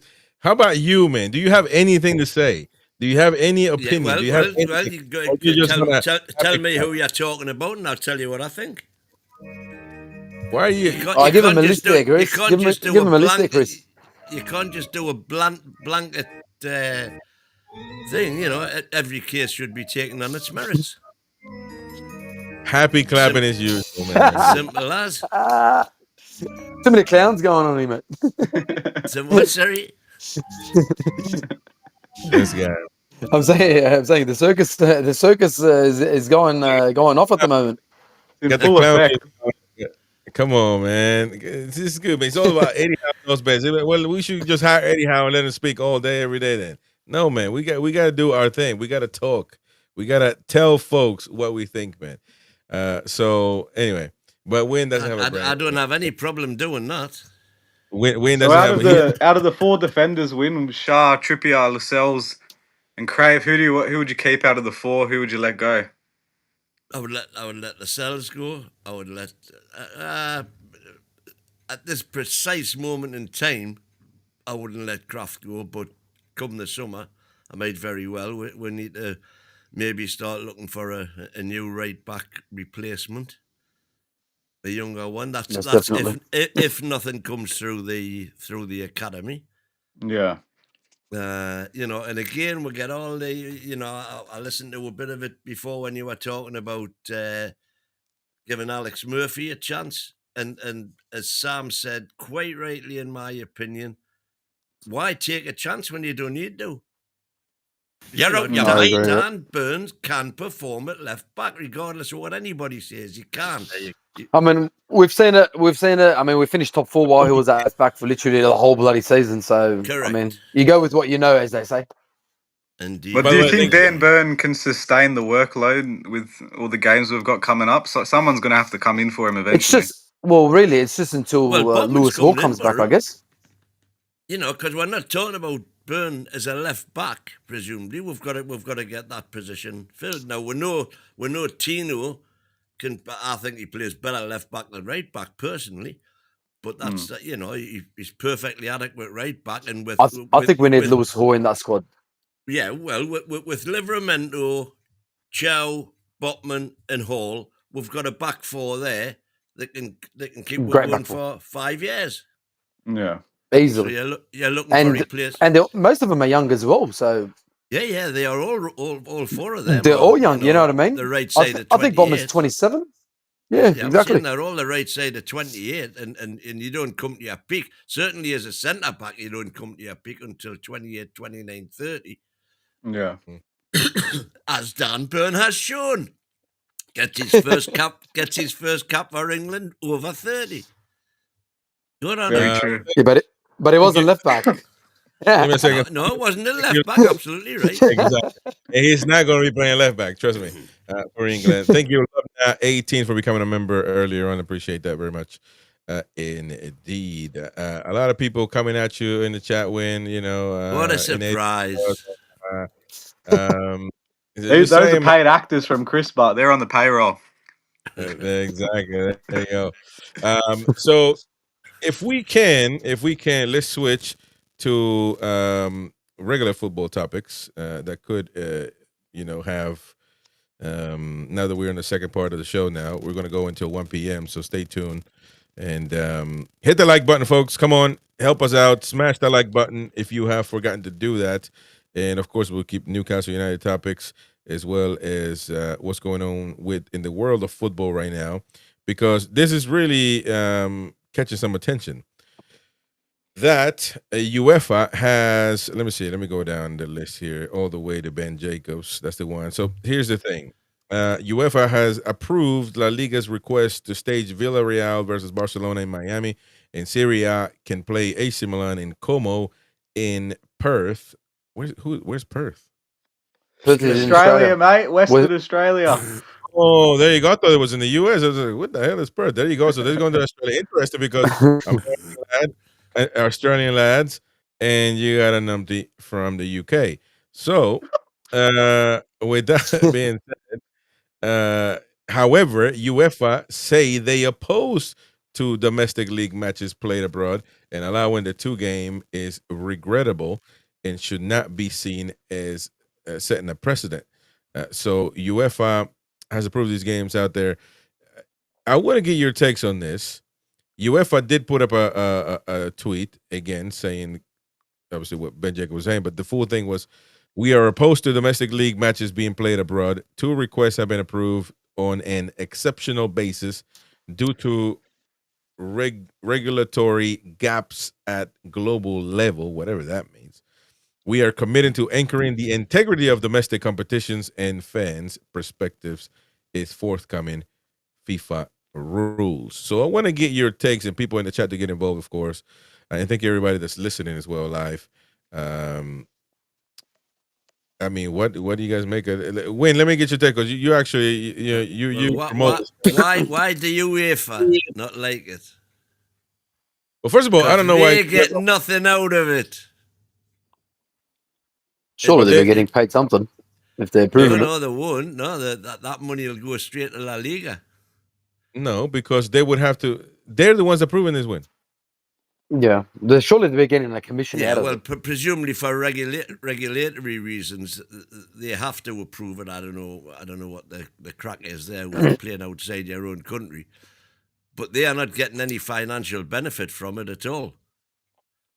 They're not putting anything into it, so why should they? Well, they should, because these are teams that are playing under their rules. FIFA is the governing body of every single club. We're not talking about FIFA, we're talking about UEFA. At least that's what you just said. but UEFA is under FIFA. Yeah, well, that's It part is, of FIFA. FIFA is the king of everybody, man. And Correct. UEFA is just a branch, just like CONMEBOL and CONCACAF. They're all branches of FIFA. But they're approving this because these teams are in Europe, obviously. So but they approved it for a reason. They got to be getting something. But a lot of people are not liking this because now Simon Jordan the other day was saying that the Premier League will follow suit. Maybe not soon, but they will do it. So Let's hope not. Well, Yeah, I'm Australian. I think it's all the for bloody it. stupidest Game idea ever. 39. Game 39 abroad. Like, it's Spread funny, the whenever word. Newcastle came after the season against Tottenham, it wasn't even a week after the season. And I thought Yeah. it was the dumbest thing that ever happened. Imagine these guys doing it during a season. For me, it should be the first game. Should be the first game of the season. oh my god, this guy is so I brainwashed. don't think it game should of the be any season, game though. or How's I that think- fair? Like, I'm an Australian and I'd love to see European football here, but how's that fair on season ticket holders? It's such a weird idea. No, season ticket holders are still getting the 19 games. I'm saying you add one game to the schedule. Oh, okay. Which is and so that's 20 teams in the Premier League. That's 10 matches for game 39, and it could be a huge publicity thing. Like what, all over the world NFL sort of thing? have the draft and all that. And then you have a live draw. Completely unseeded, so you don't know which team's going to play which team. And then you leave it to cities around the world to bid for the right to stage that match. So obviously you would have, all the massive cities and venues bidding. If one of the games out the tie happened to be, I don't know, Man United, Tottenham or something like that, you'd get millions of people bidding for that, and the highest bidder gets the game. More money into the coffers, more money for all of the clubs because it's all divided equally. You're reaching real hard. I actually don't mind already. You'll have what, if you're going to have a couple of games, 3 games maybe, if Los Angeles and New York and San Francisco all bid the highest amounts for staging 3 of the games, and you would have, Seoul and Sydney bidding for, and whoever, probably wouldn't be a European city to be fair, but the whole point is spreading the Premier League brand worldwide. I don't know. It'd be a bit funny in a way because it'd be such a big workload on the players just to do that one game. Exactly, and then they got to come back because of the time difference, and you know what I mean. Unless you do it as the last game of the season, but I don't think anyone would want that. Because that could greatly affect exactly the season. Exactly. So what they do, like for example, in the NRL here in Australia, so the National Rugby League, they do 2 games in Las Vegas. You'd probably know about that one. But what they do, they play those 2 games on a Sunday, and then the rest of the league play on the next weekend, and then those 4 teams that play go back and join the comp in round 2. So that's still a part of one round sort of thing. Except that what that means then is that the fans of those 4 teams involved, whichever 2 sets of fans would have been the home fans, it means they are losing a game off their season ticket. That's why I just don't think it's a good idea. I think you just leave these international games to friendlies. I just don't think it works logistically.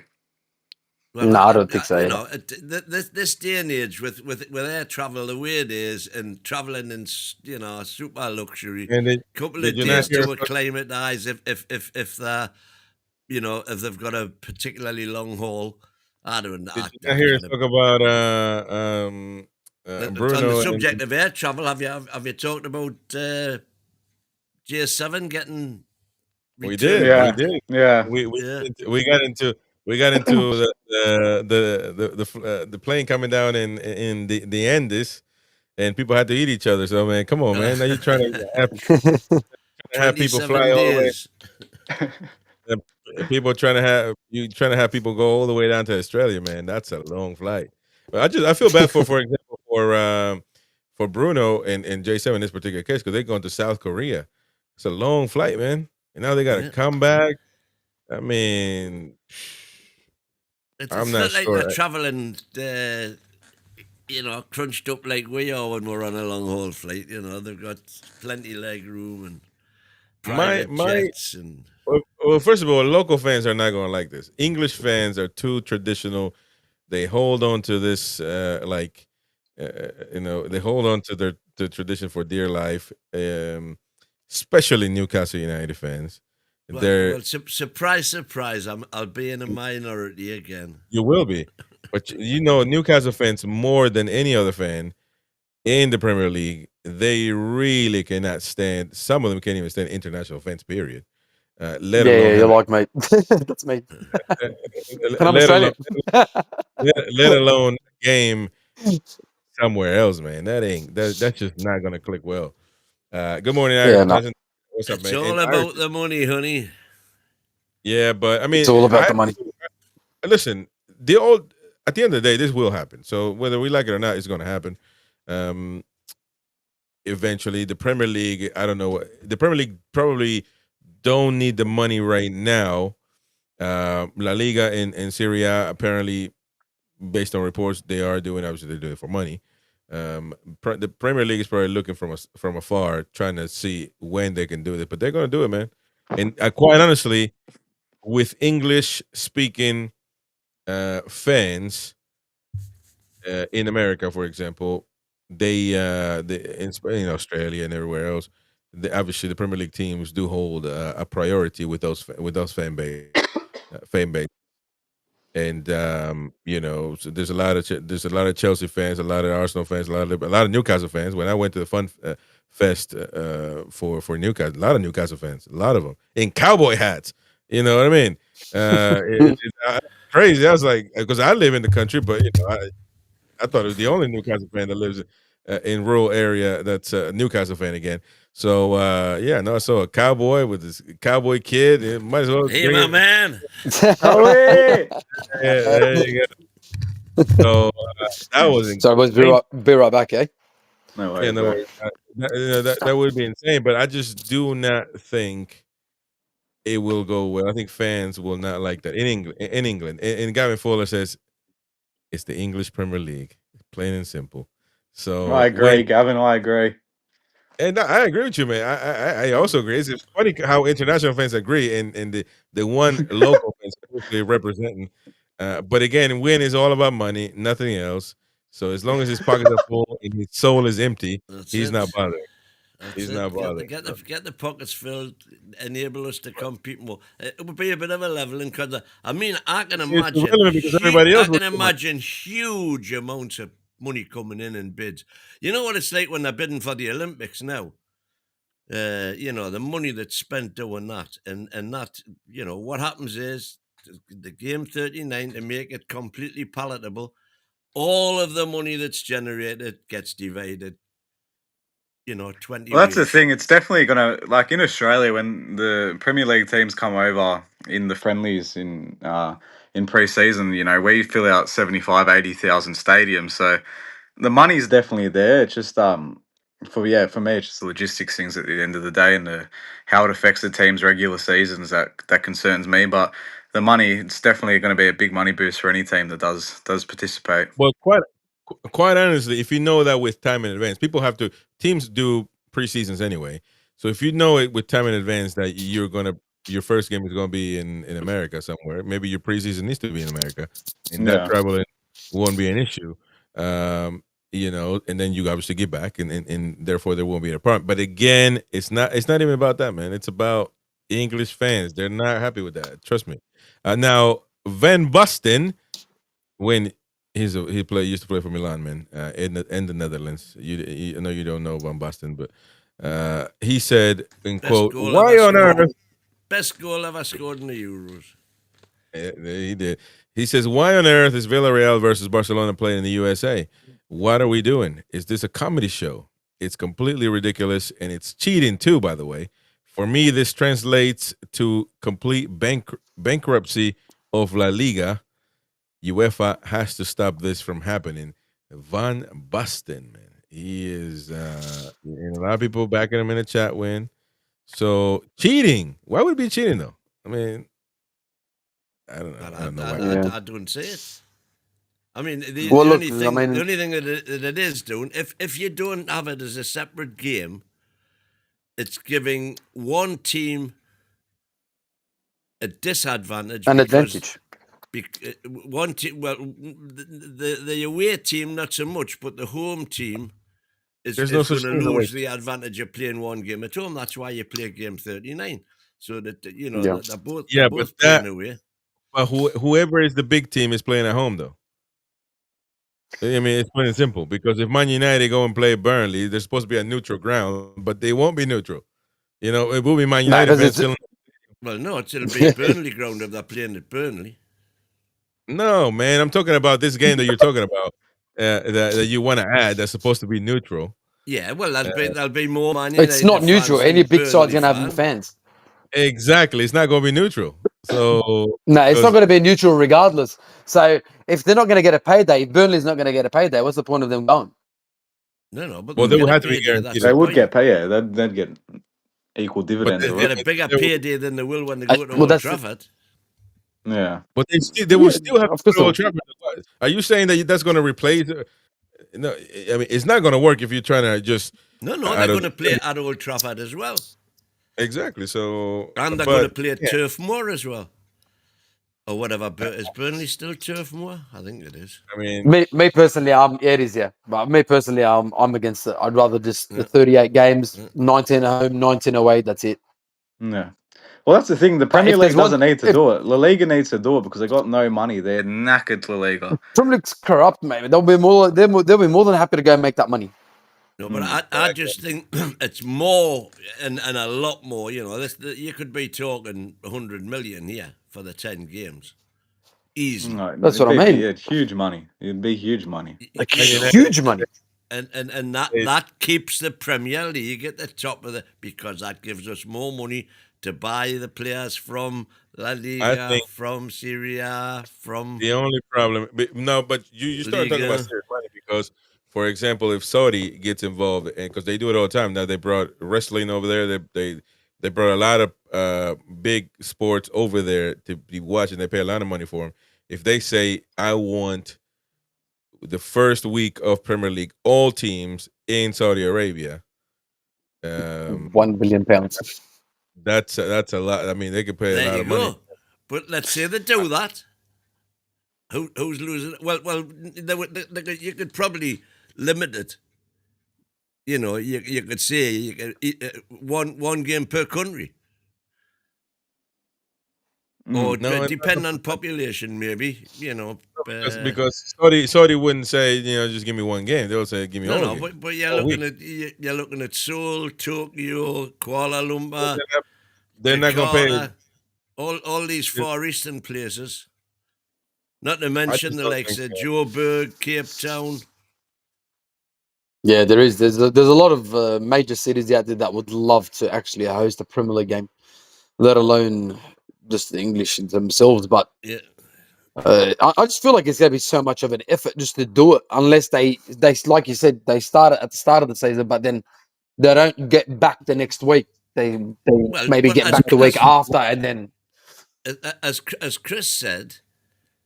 They have their training camps anyway. You know, Newcastle go to Austria for their training camp historically now. That's right, yeah. Takeover. Yeah. So you just set up your training camp wherever it is that you're going to be playing the game, and you go for you're there for a week, and then all you've got to do is fly back.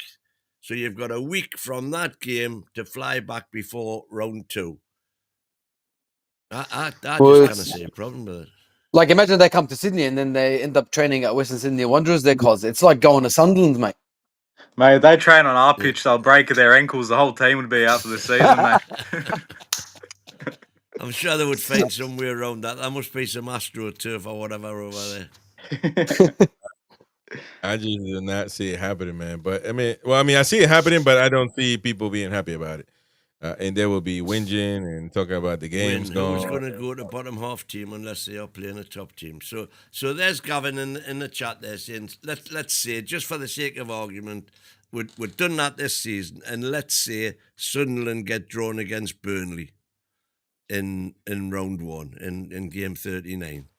Who's going to bid for that? You'd be surprised who'd bid for that. It's the Premier League, and that's what it's all about.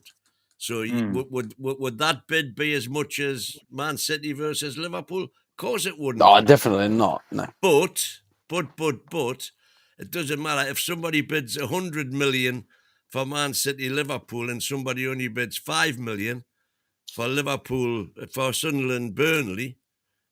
Look, unless they make it interesting. That's 105 million between all 4 clubs, because they all unless share they it. make it interesting, unless they make it interesting in a way where that top 10 gets drawn to a bottom 10 side. Well, they are kind of details. I think the fact that it would be an open draw would make you could make a massive publicity spectacle out of the draw itself on draw day. You know, it would be a big thing. Funny part is you probably cop Liverpool versus Manchester United anyway, since they're going to be in the bottom half of the table. Well, you're saying that, you see. Here's the thing. That's exactly what's happening now in the Champions League. Yeah. When you've got the top 8 go through automatically, the top 16, and then you get Team 9 versus Team 24. That's exactly right. And who knows what Team 24 is, because like Man City and PSG were down in the scrap at the high bottom, teens last season. So that's how they got drawn again. You know, there was some fantastic clashes in the knockout rounds, definitely. Round. Yeah, definitely. And lo and behold, the team from the knockout round goes on and wins the competition. Who'd have thought it? Yeah, honestly, it's actually remarkable the way they did it. But then again, I mean, they do have a great squad. Yeah, I mean, I love the league format. A lot of people are against it, but I love the league format for the Champions League. I was totally against it at the start, but it's made it bloody interesting now. It's a lot better. It's made it interesting. I just feel like everyone was just used to the concept of, you know, knockout. the group round. You know what I mean? Not the actual everyone versus one team once, and then you get 4 home games and 4 away games. I actually don't mind that. I actually think it's a pretty decent one. I mean, I'll be honest. I don't think anything can beat the way the European Cup was with no group stage, just literally, you know, straight at it. Open draw, 1-on-1, and that's it. Let's see how far you can get. See, like what it does as well with the Champions League now, it makes it fair. Like in a way, like for example, the first time we made the Champions League back in 2023. I mean, we copped 3 massive sides. Like, you know what I mean? Yeah. Like now we get to verse 2 sides that are in that pot 1, not 3 of them. Like, you know what I mean? So so it sort of makes it a fair and even game for everyone. Yeah. I mean, a lot of the foreign European fans would say it's not fair that a Premier League team is in pot 4. You know, look, I don't disagree with that, because I mean a Premier League side is always going to be better than most squads in that. You know what I mean? But considering where we haven't been making the Champions League that often, I mean, I get why we are in pot 4. European coefficient is pathetic at the minute. That's what it is at the moment. Hopefully that'll change. Yeah. Oh, wins put Kenny W. Wins put Chris to sleep. Yeah. You look at Union's draw as an example. I mean, they got actually slugged. Say again, sorry.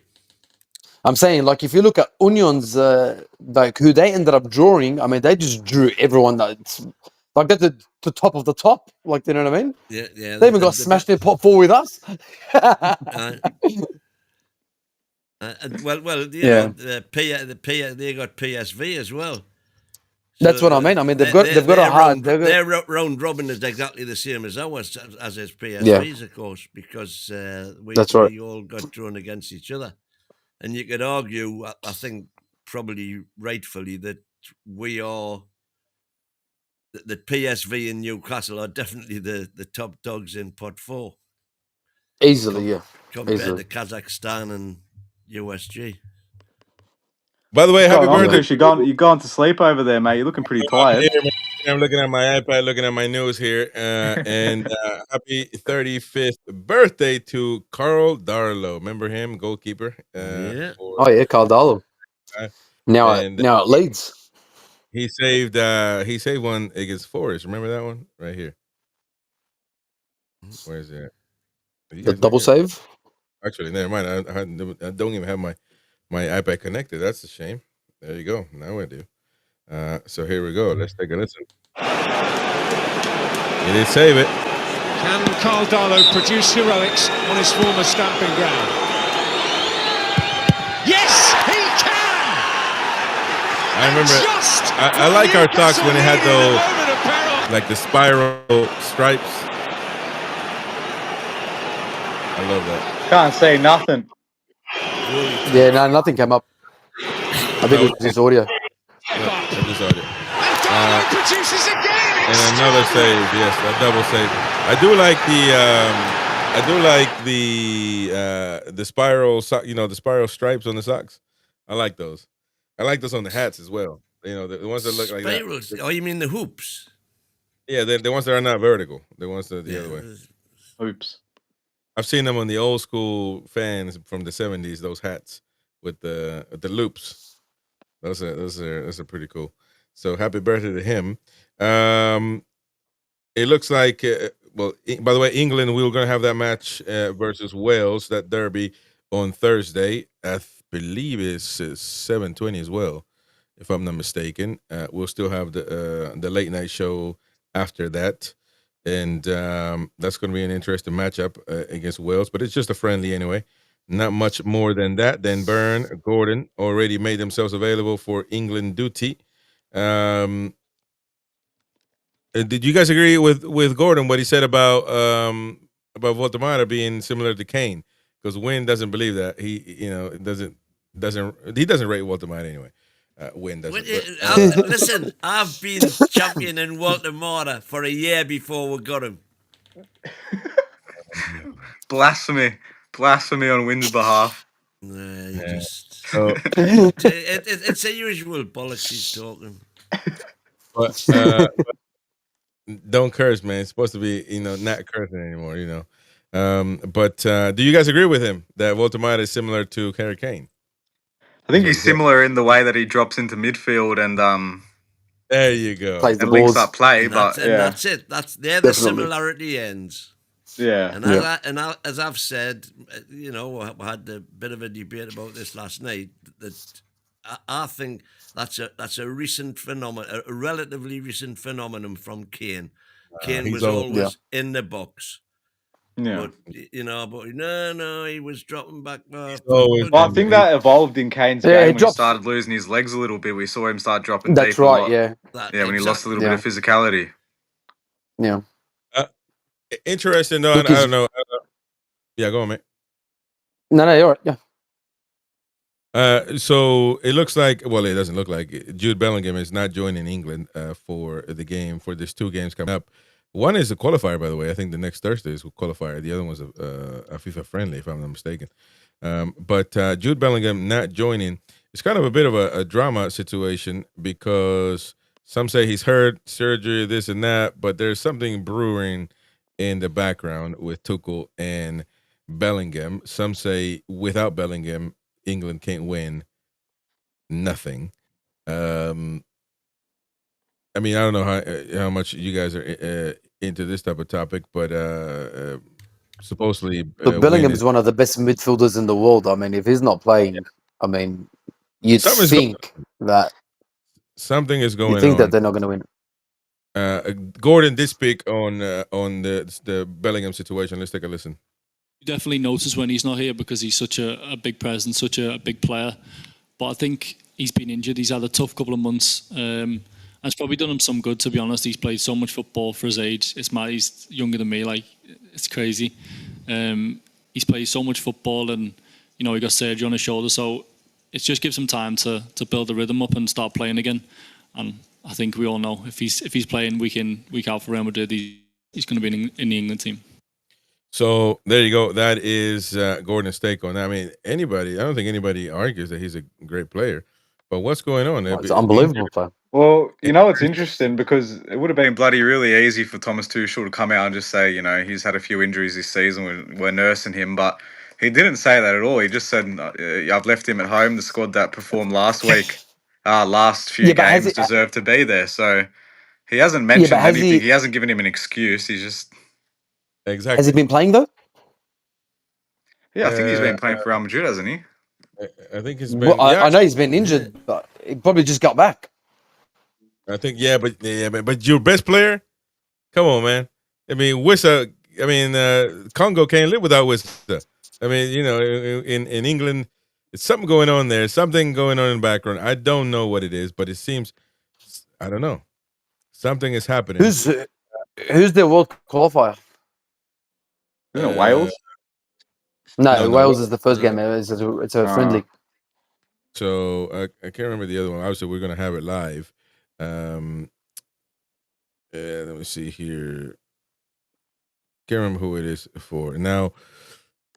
What is going on with England in the sense that the teams never work, having great players. Actually, Steven Gerrard just came out. I had it on my laptop here, but I will look it up. He was quoted saying something about teams from the past and how they were all selfish or something like that.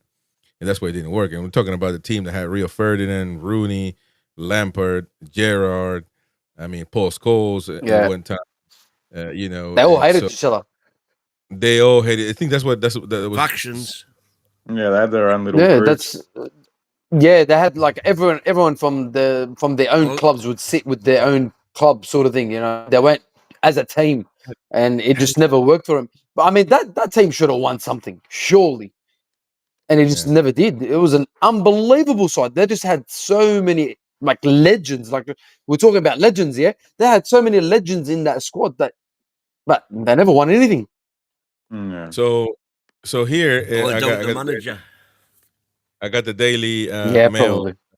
Thing here. It says Steven Gerrard brands his England teammates egotistical losers who hated each other. Legends brutally honest verdict on why Neville and Carragher as mates bothers him. Maybe because at the time nobody liked each other, and all of a sudden now everybody's happy with each other because they're making money together and doing these podcasts. Honestly, that's what it comes down to. The England camps today, they're more like retreats, to be honest, than football camps. They're all playing bloody ping pong and going jumping in they're having a great time there. So the chemistry is unreal. You know what I mean? Yeah, they're all mates. That's why they play well. Yeah. I feel like as well the rivalry isn't as strong as it was, let's say 10, 15 years ago. I feel like the game has changed and it has evolved in the Premier League where even though it's Liverpool versus Manchester United, but half of those are mates. You know what I mean? Half the players are mates. Yeah. Well, so you don't get that rivalry anymore. He's saying now, Gerrard admitted that the closeness between Gary Neville and Jamie Carragher now bothers him. I said, mute that damn phone, man. What's the matter with you? As he questioned why the squad could not look past rivalries at the time. And now everybody's hunky-dory happy. I'm looking at this picture here, man, and I'm talking about legends, man. John Terry, I didn't even mention him. That's what I mean. A center back. You got Ashley Cole, a wing back. I think I see Hargraves here as well. I think that's him. He was Paul Scholes, Rooney, Lampard, Owen. Gerrard, Beckham, Owen. Like, you can just name an absolute. It's an amazing squad. It's an amazing squad. The South African World Cup squad should have won it. Simple as. But Ericsson was in fact, it was one of the foreigners that was there, Ericsson or So Gerrard just did this interview, I guess yesterday, because he's not holding any punches, He says there was a bigger problem in England, in my opinion. I think we were all egotistical losers because I watch the telly now and I see Carragher sitting next to Paul Scholes on this fan debate that we were talking about earlier about him praising Tonali. And they look like they've been best mates for 20 years. I see Carragher's relationship with Gary Neville, and they look like they've been mates for 20 years. I'm probably more close and friendly with you now than I ever was when I played with you 15 years. So why didn't we connect when we were 20, 21, 22, 23? Was it ego? Was it rivalry? Why are we all I think the rivalry. all mature enough now? Inter-club rivalry, because back I then, think the again, club if you rivalries, remember, you had there was a Chelsea cohort, a Liverpool cohort, not so much at that time, but a Man United cohort, an Arsenal cohort, again, not so much at that time, but they didn't get on. They didn't get on at all. Yeah. There was I think Southgate was the man as well that changed all that. I feel like even though he took you guys to a couple of finals and, like, let's face it, he should have won one of them, but I feel like he's the one that actually changed the culture of England and the way and actually gave England the name. You know what I mean? Yeah, well, players enjoy going away on camp now, which is, you listen to a lot of the Man United on the overlap. They hated going on international break, especially Neville and all those lads. They couldn't stand going on international break. So it's a night and day difference, and that chemistry, that does a world of good for a team. So not just that, like you look at the Spanish side that won it in 2010. Yeah, they won 2 Euros and a World Cup, right? That team as well was a team of legends, and you're not just talking about Barcelona. You're talking about Barcelona and Real Madrid. These two bloody hate each other. Yes, they did. Like, do you know what I mean? What did Toyo do? He got their heads out of their asses, and then they also had a lot better let's go out there and win it for Spain, and they did it. Yeah. As a matter of fact, I'm going to explain something to you about the Spanish team at the time, right? Kevin Bell says 2010 in SA, South Africa, was Capello awful that game against. I said Ericsson, and I realised it wasn't, and I couldn't remember who. So Ericsson was 2006, I think. So it was so fierce, that rivalry in Spain between the Barcelona players and the Real Madrid players. Real Madrid, obviously in Madrid, a very patriotic city of Spain. Barcelona, always Catalonia wanted to be an independent country. All of that played because they were mostly Catalan players. All of those Catalan players, Xavi, all of those. Iniesta. And so there was a division at the time where the Catalan players didn't want to sing the national anthem. We're not bothered about this and that. And I remember in one interview that Piqué, who was Catalan, played for Barcelona, was kind of playing, talking about things in favor of, obviously, Catalonia, not so much about Spain. In a Spanish press conference for the national team, he gets up. Ramos comes in, Sergio Ramos, Real Madrid player, and he starts talking about the opposite, in favor of Spain. It was politically heavy. The tension was there, and still yet they hated each other based on the football rivalry, obviously. And they still went out there and won a World Cup and 2 Euros. So that could have been put aside, but English players didn't even bother. So if we're comparing the two sides, though, I don't think it's chemistry and the rivalries was a big part, but you also need to look at the manager of England at the time and the manager of Spain at that time. It's a night and day difference. The managing, the coaching of course, of England was terrible. Yeah, I think it was Luis Enrique. Wasn't it at Spain? I don't know if it was 2010. That was a bit earlier. One that passed away already, and then the other one was former Real Madrid manager with a mustache, older guy. I forgot his name now. Can't remember. But anyway, but for them to go out and do that is amazing. Like, you know what I mean? I mean, they could have had the rivalry there as well, and then stuffed everything around. But they put the rivalry aside and they played for Spain. And look at it. I mean, they did England, unbelievable. Mighty win part of a reason, part of that division. He wants Premier League games out of England. He wants to take the Englishness out of England, and that's what happens now, man. The players don't perform. Fans want games out of England, And there you go, win. So you see, Well, ask me if we should have a foreigner as England manager, and the answer is no, no, no, no, no. especially a See, German. and I agree with that as well. Yeah, especially a German. Yeah, exactly. But see, I agree with him. I mean, like, no, no English player would want a foreign manager. That's why I think they responded so well to Gareth Southgate. Yeah, I don't You know know. what I mean? Tommy Right, Tuchel's a bloody good manager, but if you're going to get a foreigner in, it's not a Look, bad foreigner to don't get get me in. wrong. Yeah, of course, I'm not saying Tuchel is not a great manager. I mean, he is. Yeah. But There's What no as a team ever national won the squad, World Cup with a foreign manager. There you go. That's true, but it's mate, also look, true there's a first time for everything. but if he does win it, nobody cares about his nationality. I do Well, think it has to absolutely, do with it. absolutely right. The English should be waving the German flag. Oh yeah, the Churchill rolling over in his grave. I think that I do agree, though. I think because it is the national team, it is supposed to represent the country at every country that's playing. So I think that there is a case to say, will this manager feel what it feels to be English and what it feels to want to die for this supposedly this flag? Although he's a manager, so he wants to win. So that in itself could be debunked by simply saying he wants to win, man. It's not like he wants to lose. Now that I'm But, thinking about it, imagine if you get a bloody England-Germany final. What's he going to be thinking there? That's a It's a weird bit one of if a it did wild happen. one.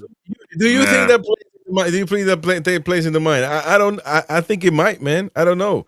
If That has to take 100%. place in the mind. 100%. It has to, even if you put it don't. this It's way. deep down there.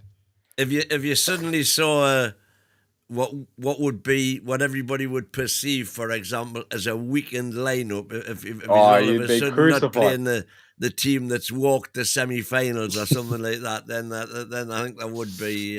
But I think as daft as the FA are, I think they would be quick to jump on that and say, "Whoa, hang on a minute, Bonnie lad, get that's it. This is the team that's playing. I don't care what you say."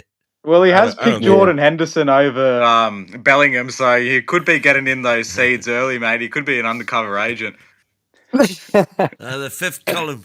I don't think. But it's been interesting. I don't. I mean, they had to play. If it was me, I would be between a rock and a hard place. I'll tell you that because, I mean, it's your country, man. I don't think you can ignore that. That's why it's No, you can't. It's in your DNA, mate. But nowadays it's different because some players, look at the French team. Some players now are not born where they play. You can be like this kid used to play for us, Isaac Hayden. I think he had Jamaican family members from back in the day. So now he plays for Jamaica, and I've seen Peruvian, Italian guy that couldn't get into Italy come to play for Peru. You get these players now. Do they really feel? I mean, what it is to be. When Jack Charlton was at Ireland, you just have to. Have you ever had a pint of Guinness? You're Irish, son. They're not good enough to play for England or whoever they played for Scotland. See, that's the thing. If you're not good enough to play for the bigger nationality, you're going to go and choose a smaller one just so you can play international football. Well. By the way, there was a thing, of course, with Elliot Anderson. Because he played for Scotland. He didn't think he was going to probably make it at England. He had more chance playing for Scotland. He's a player we need to go back for. We need him back in a black and white shirt. Maybe. What about our national team, Sam? We've got, I think, 4 Scottish-born Australia bloody players in our starting 11 in Australia. We've got 4. Yeah, it's because they can't make Scotland, so they'll come play for Australia. The Cahill brothers, Australia man. suck. But that's weird, that isn't it? Because it just shows how Australia has how long it's. I been live on in the Australia and go I now. don't go for them. The fact that we've got Scottish players of Australian descent. Well, they're full Scottish though. They've lived in Scotland their whole life. Scottish accent, Scottish leagues. I don't even know if they've been in Australia before. Yeah, that's what I'm saying. Like it's very strange with the Socceroos at the moment. Well, it's not even that. It's like China as well. Half the Chinese national team is 34-year-old Brazilians. So the international games is so different now. Hey, what do you guys make of Garant Cole, by the way? That's a good question. Which one? What is it? Sorry. Garang Kuol. Not there. Nowhere near the quality. Nowhere near. Grand Cool. Yeah. The old Central Coast Mariner player, Sam. Look, he Does he- signed for us. We ended Yeah, up the releasing young- him, yeah, and like he went and two signed with somebody else. seasons I know who you're talking about. No, he's back here now. He gets called No, for. I think we sold him or we loaned him out. No, I think it was a loan. No, he'd been on Oh. loan a Loaned couple him? of times, but he's back. Yeah. He's back playing with the under-21s now. Oh, is he? Says who? I thought he was gone. No, as far as I knew, he was. I thought it was not here. gone. I thought we sold Yeah, him. Yeah, I'm pretty sure It he's was- gone. Win.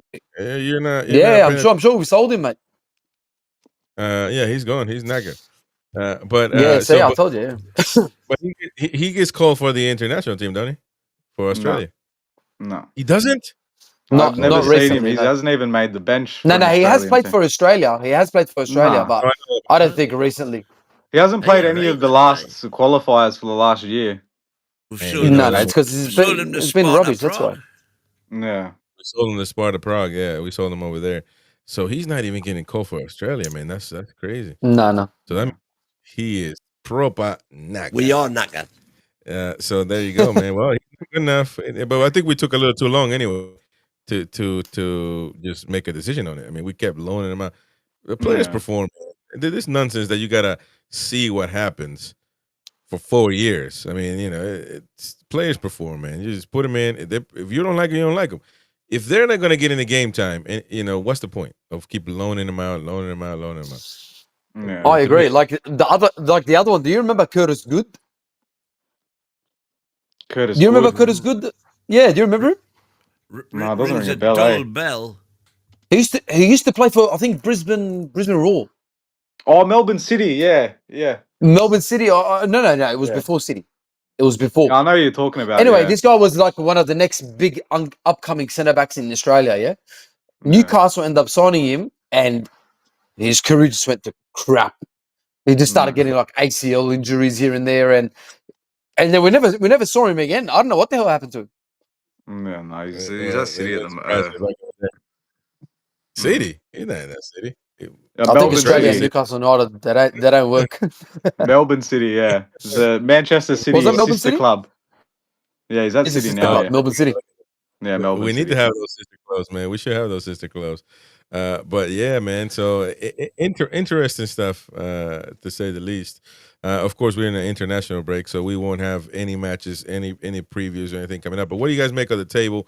What do you guys make of our current situation as in Newcastle United? Obviously, waking up in the last week, getting 2 wins in a row, and trying to get some points there. The last one against Forest. We are now 11th behind Man United. Villa did win as well, so they climbed up a little bit behind us, if I'm not mistaken. So, yeah, so 13th in the league. Brighton, we're going to play the next game. They are 12th. What do you guys think of the Premier League right now, as far as Newcastle is concerned? The Mackems 9th. We got to keep right, but I don't know as far as injury if we can really. We can't fly without 2 wings. Unfortunately, man, we only got 1 wing, so we're just running circles right now. Really, Let's with 1 not wing. go back again, for God's sake. Groundhog Day. Look, I feel like we've been unlucky not to win some games, like that Villa away. I mean, if we had a striker player, we'd probably win that game. Mm. You know what I mean? But And then, like the Liverpool game, if maybe 10, it doesn't go down to 10 men, maybe we possibly win that game as well. Like there was games that just they didn't go our way. I feel like where we sit doesn't really suffice the way we've been performing. okay, right. But let's talk about that. As Right? opposed to last season when we were playing crap but getting Yeah. results. Scraping points, yeah. Yeah. But, Look, but here's the I think thing. we'll end up getting some results soon anyway. So Yes. But it's interesting because Win wasn't saying that we were playing crap last season. He was happy clapping last season just as he is now. So that's interesting. of course. Number two. Yeah, I agree with you on luck on the Aston Villa game. The rest of the games, there's no luck. Somebody made decisions. So you're That's talking about true. the Liverpool. And who's this somebody? Hold on. Liverpool. Whose fault is it that we ended up with 10 men? Good. Anthony Gordon's. These are decisions. These are not something that you just wake up and Voldemort has the flu and all of a sudden he can't play. You know, this is not. These are decisions, and decisions cost you. So you can't just say, you know, we got unlucky in those particular cases. Other than the Villa game, you could agree. But from then on, let's take a look at them. Let's take a look at the match, you know, game by game. Liverpool. Well, look. First of all, look at the sending off. To me, it wasn't. No, it wasn't was a red card. it was a I send off. said It was a red card. Come on, man. It was a red card. Let's say that again, Wayne. Nobody interrupt Wayne again. Say that again. I said it wasn't a red card. He pulled his leg out the way. You know, yes. He was flying. You know, he was going at Anthony Gordon's speed. It looked like a ballerina the way it was flying. But Come on, as soon as his foot hit the ground, he pulled it back. You can see him. He bends his knee, and he doesn't catch him. Wayne, if that happens to one of our players, but he catches him with his shin or kind of knee area. Wayne, if that happens to one of our players, do you think it's a red? No, I don't think it's a red because you can definitely see him bend his leg to take what would have been the foot with the studs out. You definitely see him pull that back, and the studs don't touch Van Dijk. They do. Well, You can see the mark on his calf. Yeah, I usually agree with your win, but I gotta go against you just for this one thing, mate. I gotta switch sides to the. I think you've had too much dark side. too many brown ales, mate. Me, it's just unbelievable how you can always just you. And the fact that the worst part about it is, I wish he was just trolling us, but he believes this crap. That's why it's even more worrying that he actually. So, you know, but it's unbelievable, dude. It was a red card. If your cleats. Is that what you call it in England? I don't know if you call it, but we call it in America, we call it cleats. Those spikes. If that touches somebody's leg to where it pulls the sock right off, holes in the sock and everything, and you can see marks in Van Dijk's leg. I mean, what else do you want, man? What else do you want? Straight up red card.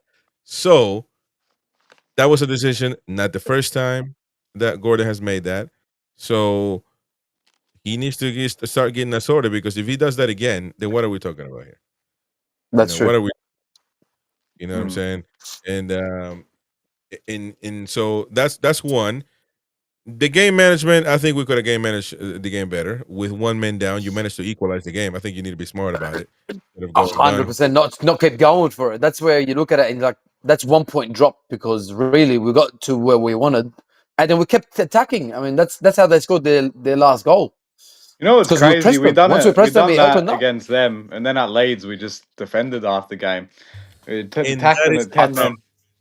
So say you take that Liverpool game out, we could have managed the game better with 10 men. Common sense. Mighty wins this. Everybody in the stadium wanted us to keep going and going and going, but the momentum was with us. But I agree with Win. The momentum was there. So, but it was his dumb decision. It was. So, we shouldn't have kept going for it. Yeah. Then you go into Leeds, and we just said we scared of Leeds. You know what I mean? It was the formation. I told you, whenever we played that three in the centre backs in the back, it doesn't work for us. We don't know how to play it. We don't know how to play out of that system. It doesn't work for us. And somebody like Win, who's been quiet because he knows I'm right, will say we didn't have we didn't have a strike. We didn't. Right? Yeah, we did. If that didn't we? No, we didn't. But it doesn't matter if we have Van Basten in there.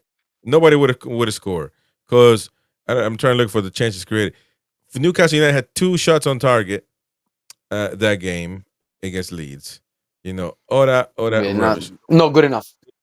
Win wants to show us something here. We're going to put it on there. So, Win, there you go. What do you want to show? There's the here? actual point of impact. He's pulled that leg back, and that foot there goes nowhere. And he hits him with his knee. We can't even see that. But we're going to need a live action replay here. Yeah. And by the way, Kevin Bell in the chat, even Gordon apologized for it. So what are you trying to say now? Well, we did apologize because it was a bad tackle, but wasn't a red card tackle is what I'm saying. How can you say that, man? Because there Oh, was you're no giving, in- you're giving there was Newcastle no fans a bad intent name there. there, Wayne. Yeah, you're giving The biasm is through the roof. Come on, man. Again, it doesn't have to be like that. He doesn't understand that if he was a little bit more objective, people would agree with him. But he's not. Okay, I want to ask you something. I'm If just sure. that the Gabriel fist on Voldemort, do you think that's a red? Well, first of all, I don't think it was a fist. It was. He had he his was- fist closed and he's gone it was- and he's hit him it was- into the head. It was his wrist that he got him with. I think if Walter Mora goes down, and Walter Mora goes well, there's exactly the point. How about that, Wayne? That's not, if that's not a red, I don't know what is. So if your studs do that to somebody's leg, that just happened out of nowhere. Like nobody did anything. Well, I've watched it again and again and again, and I can't see No. that happening. But what do you mean? So what happened to his leg? He just scratched it. It was itching. I don't know. It could have been anything, but I mean I'm that wa- can I'm look also a lot getting- worse than it actually is. Look a lot worse than it actually is. Something happened to his leg, man. It's plain and simple. Oh my God. So, You just anyway. go like that and scratch it to be the same. Oh, okay. So he scratched it. He was just itching and he just scratched it. All right. Well, there you go. I'm telling you, that's why I told you guys, man. The delusion is above levels you've never seen before. So interesting. But okay, so then you go to Leeds, where Mighty Win says if we had a striker, we could have won 6-0. He still hasn't. Probably. He hasn't. See, I didn't say we could have won 6-0. I said if we had a striker, we'll win that game. Yeah, how to win that game when we didn't even create anything for the striker? So you see. But we didn't. Look, what it does, like if Voldemort starts, not Asula, I mean, it's a whole different ballgame because Voldemort comes back and then he opens up the play. See, the way they were playing against us, I mean, they were very defensive as well. Yeah, well, they're gonna be. You can say that. Yeah, You like you know what I mean. Like if you got those players playing, it does change the game because you could create a bit more. See, like Bournemouth, we were very unlucky not to score because Voldemort was playing, and then we actually did create chances, but we just didn't carry him. No, we didn't create any chances against Bournemouth, man. We have No, we Voldemort did. then. We played the same against Leeds. And let's look at the stats. We had the same Bournemouth here. Let's see. Because we had this pretty much same thing against Bournemouth with Voldemort there. Because at the end of the day, the team has to perform. The team has to create the opportunities for the striker to score. And if that doesn't happen, I don't care who you have up front. It's irrelevant. We played the same as Bournemouth and Leeds. Defensive, we were scared of them. We were terrified of them. I think That the was due to Bournemouth the- performance was a lot better than the Leeds one, though. If we're It was comparing the it was two. definitely a lot better. Big No, the chances Leeds one's created, probably our worst performance of the year. big chances created against Bournemouth, 0. We had 44% of the ball against Bournemouth. Against Leeds, we had 50 plus. So actually, if you count that, and I think against Bournemouth, Leeds, we probably get one chance. This is pretty similar, man. Pretty similar. So I mean, what are we talking about? Bournemouth are a good team. But that means you Mate, got to getting a point out of Bournemouth away is probably a good Right. point So these days. That means you got to be scared of them. And You gotta put looking three better by defenders. the day, by the way. You got to. So that means you got to be scared of them. You got to put defenders at the back. Then that means that you can't create any opportunity. That's what it means. Come on, man. You're talking about if they're, if they're going to win the league. I'm talking about no strikers. That's what I'm talking about. Again, man, you are proper knackered. You're not understanding the point. That it's about the team. We don't create anything, and that's the problem. Against Forest, I think we did better. The team looked better. We could have had 7 against Forest. We scored 2. But it had 7. See these words, man, that come out of nothing. These stats that just invisible stats. We could have had 7. They just sound good, and some people might believe you in the chat. But what 7, man? That opportunity that you told me about Murphy. I went to look at it again. He totally cooked it up. What are you talking about, man? What are you talking about? What do you mean you cocked it up? He did. We did have 9 shots on target that game. I think we had about bloody 20 shots off target as well. So there's definitely. And By the way, Darlow, man, fucking Sells had a, you know. Oh, worldy. We did play better. Of course, we did play better against Bournemouth. I mean, sorry, Forest. But I mean, I wouldn't count that as the form for Newcastle United. There's a lot of work to do. No, but look, there's a lot of room for improvement. 100%. Well, like, massive. look, you rather play the way we're playing now at the start of the season than playing that towards the end of the season. Yeah. So, like, example, really, we only get better from here. We can't get worse, surely. In my point about decisions, for example, the Barcelona game, we Yep. cry about not having a striker, and we don't play a striker, and we don't play Voltomata, the man who had scored before against Wolves, the only goal we had. We beat Wolves 1-0. They're probably the worst team in the Premier League right now. Yeah. You know, so 1-0. We don't put. Whose decision was that? And remember, That's Eddie Howe. Elanga could have had 2 or 3 assists if we had a Easily. striker that pushed the ball in. 100%. I totally agree. And if we had Voldemort playing that game, we win that game. And as well, you look at the Arsenal game, we were playing so well, even though they were creating opportunities. I understand that. But once we went to a back 5 and we went defensive, that's where we lost the game. Because Arsenal can score goals off corners, and they did it twice. So they did. Set piece So FC. that's what I'm saying. You know, and Bradford, obviously against Bradford, we won. I mean, if we didn't, then what are we talking about here? So that's easy. Against Arsenal, I want to think about Arsenal again, but there's a super chat there. Irish Assassin, jail for win, thinking Gordon's tackle was okay. Win, man. Do you smoke that Frankenstein weed in the mornings? Come on, man. There you go. Appreciate the Irish. Thank you very much, mate. And I mean, come on.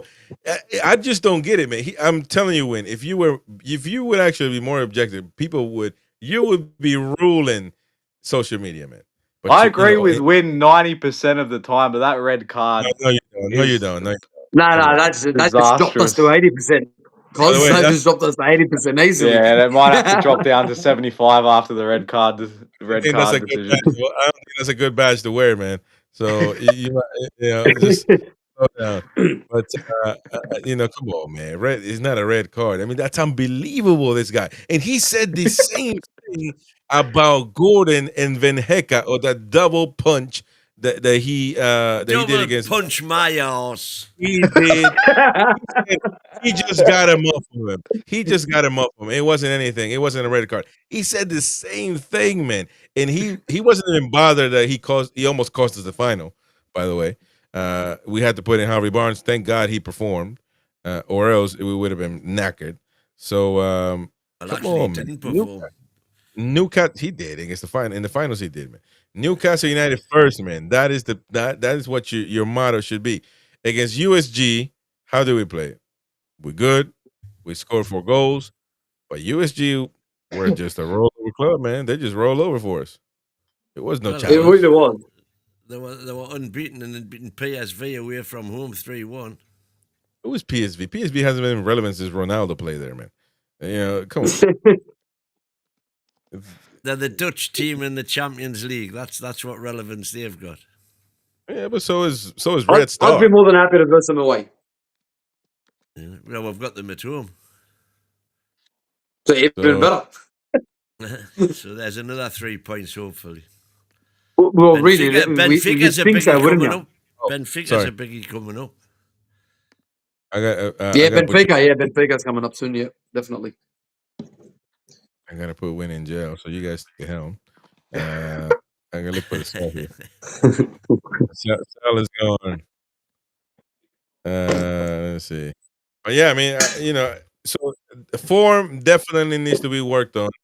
There's no denying that, and you know, we just got to. But again, you know, it's great to have to look in the mirror and be able to just say, you know, to be able to say, all right, we need to, we you know, we got some points. We need to work on this, work on that. Why does everything have to be so, you know, you're negative if you say the team needs to be better.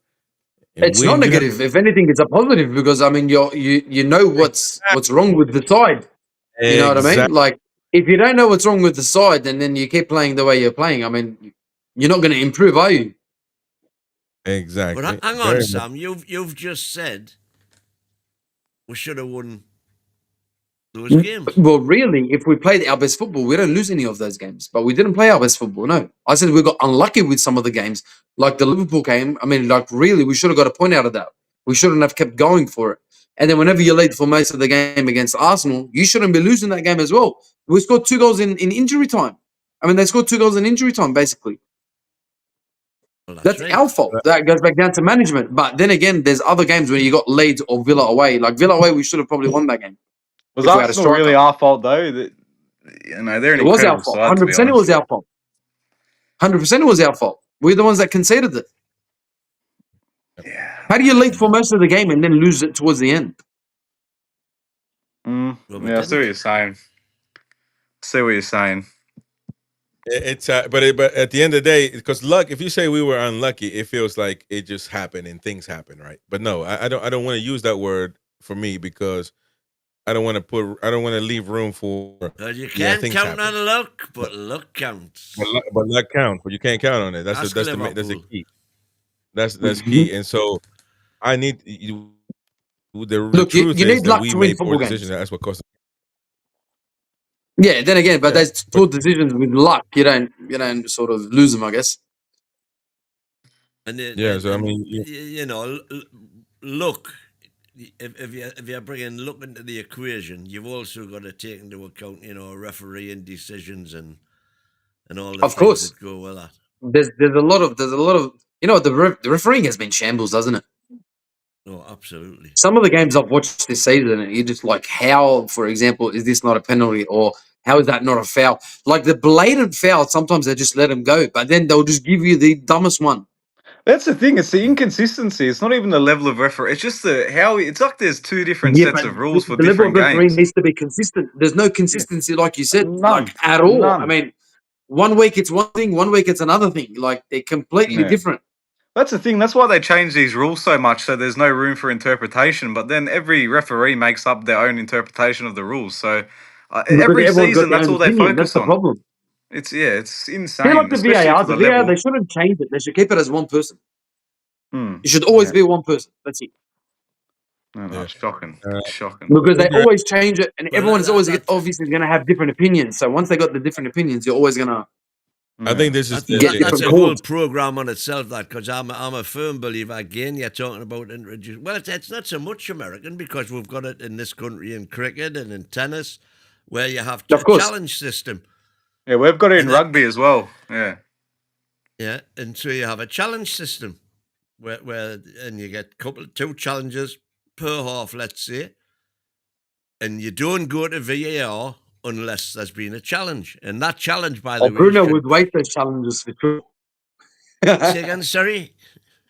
I'm saying Bruno would definitely waste those challenges. No, it wouldn't be up to the players. It would be up to the coach.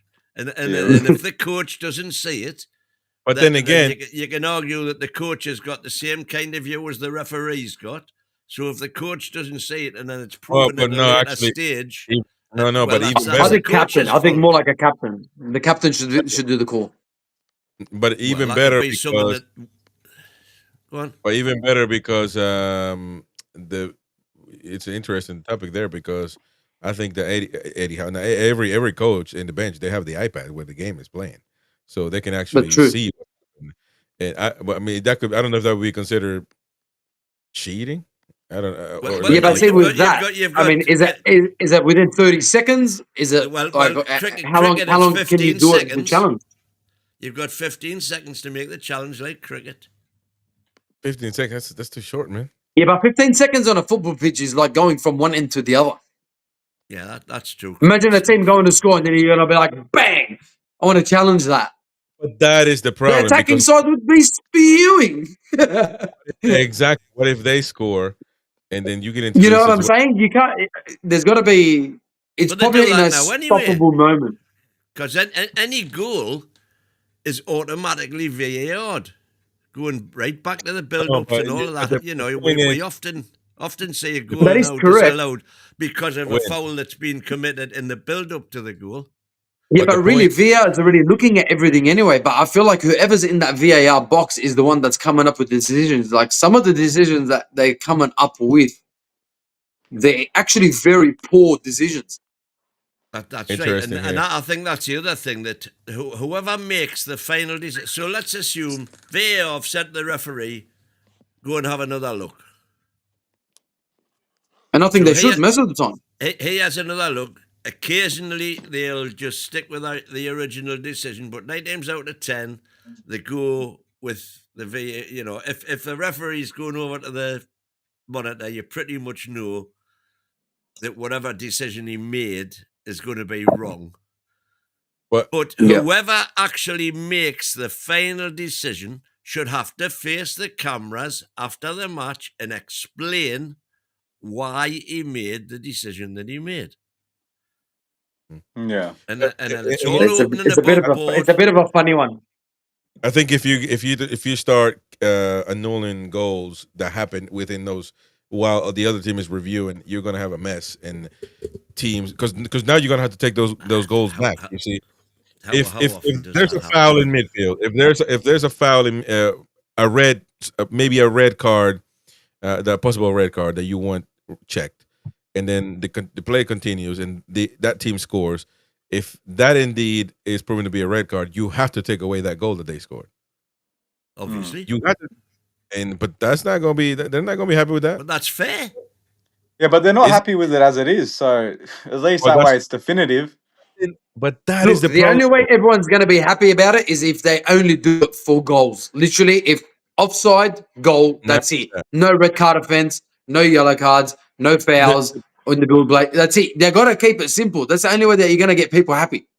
Yeah. No, problem but is I mean, nobody- if you remember 2 seasons ago, I think it was Fulham, John Joe Shelby. The referee gave John Joe a yellow card,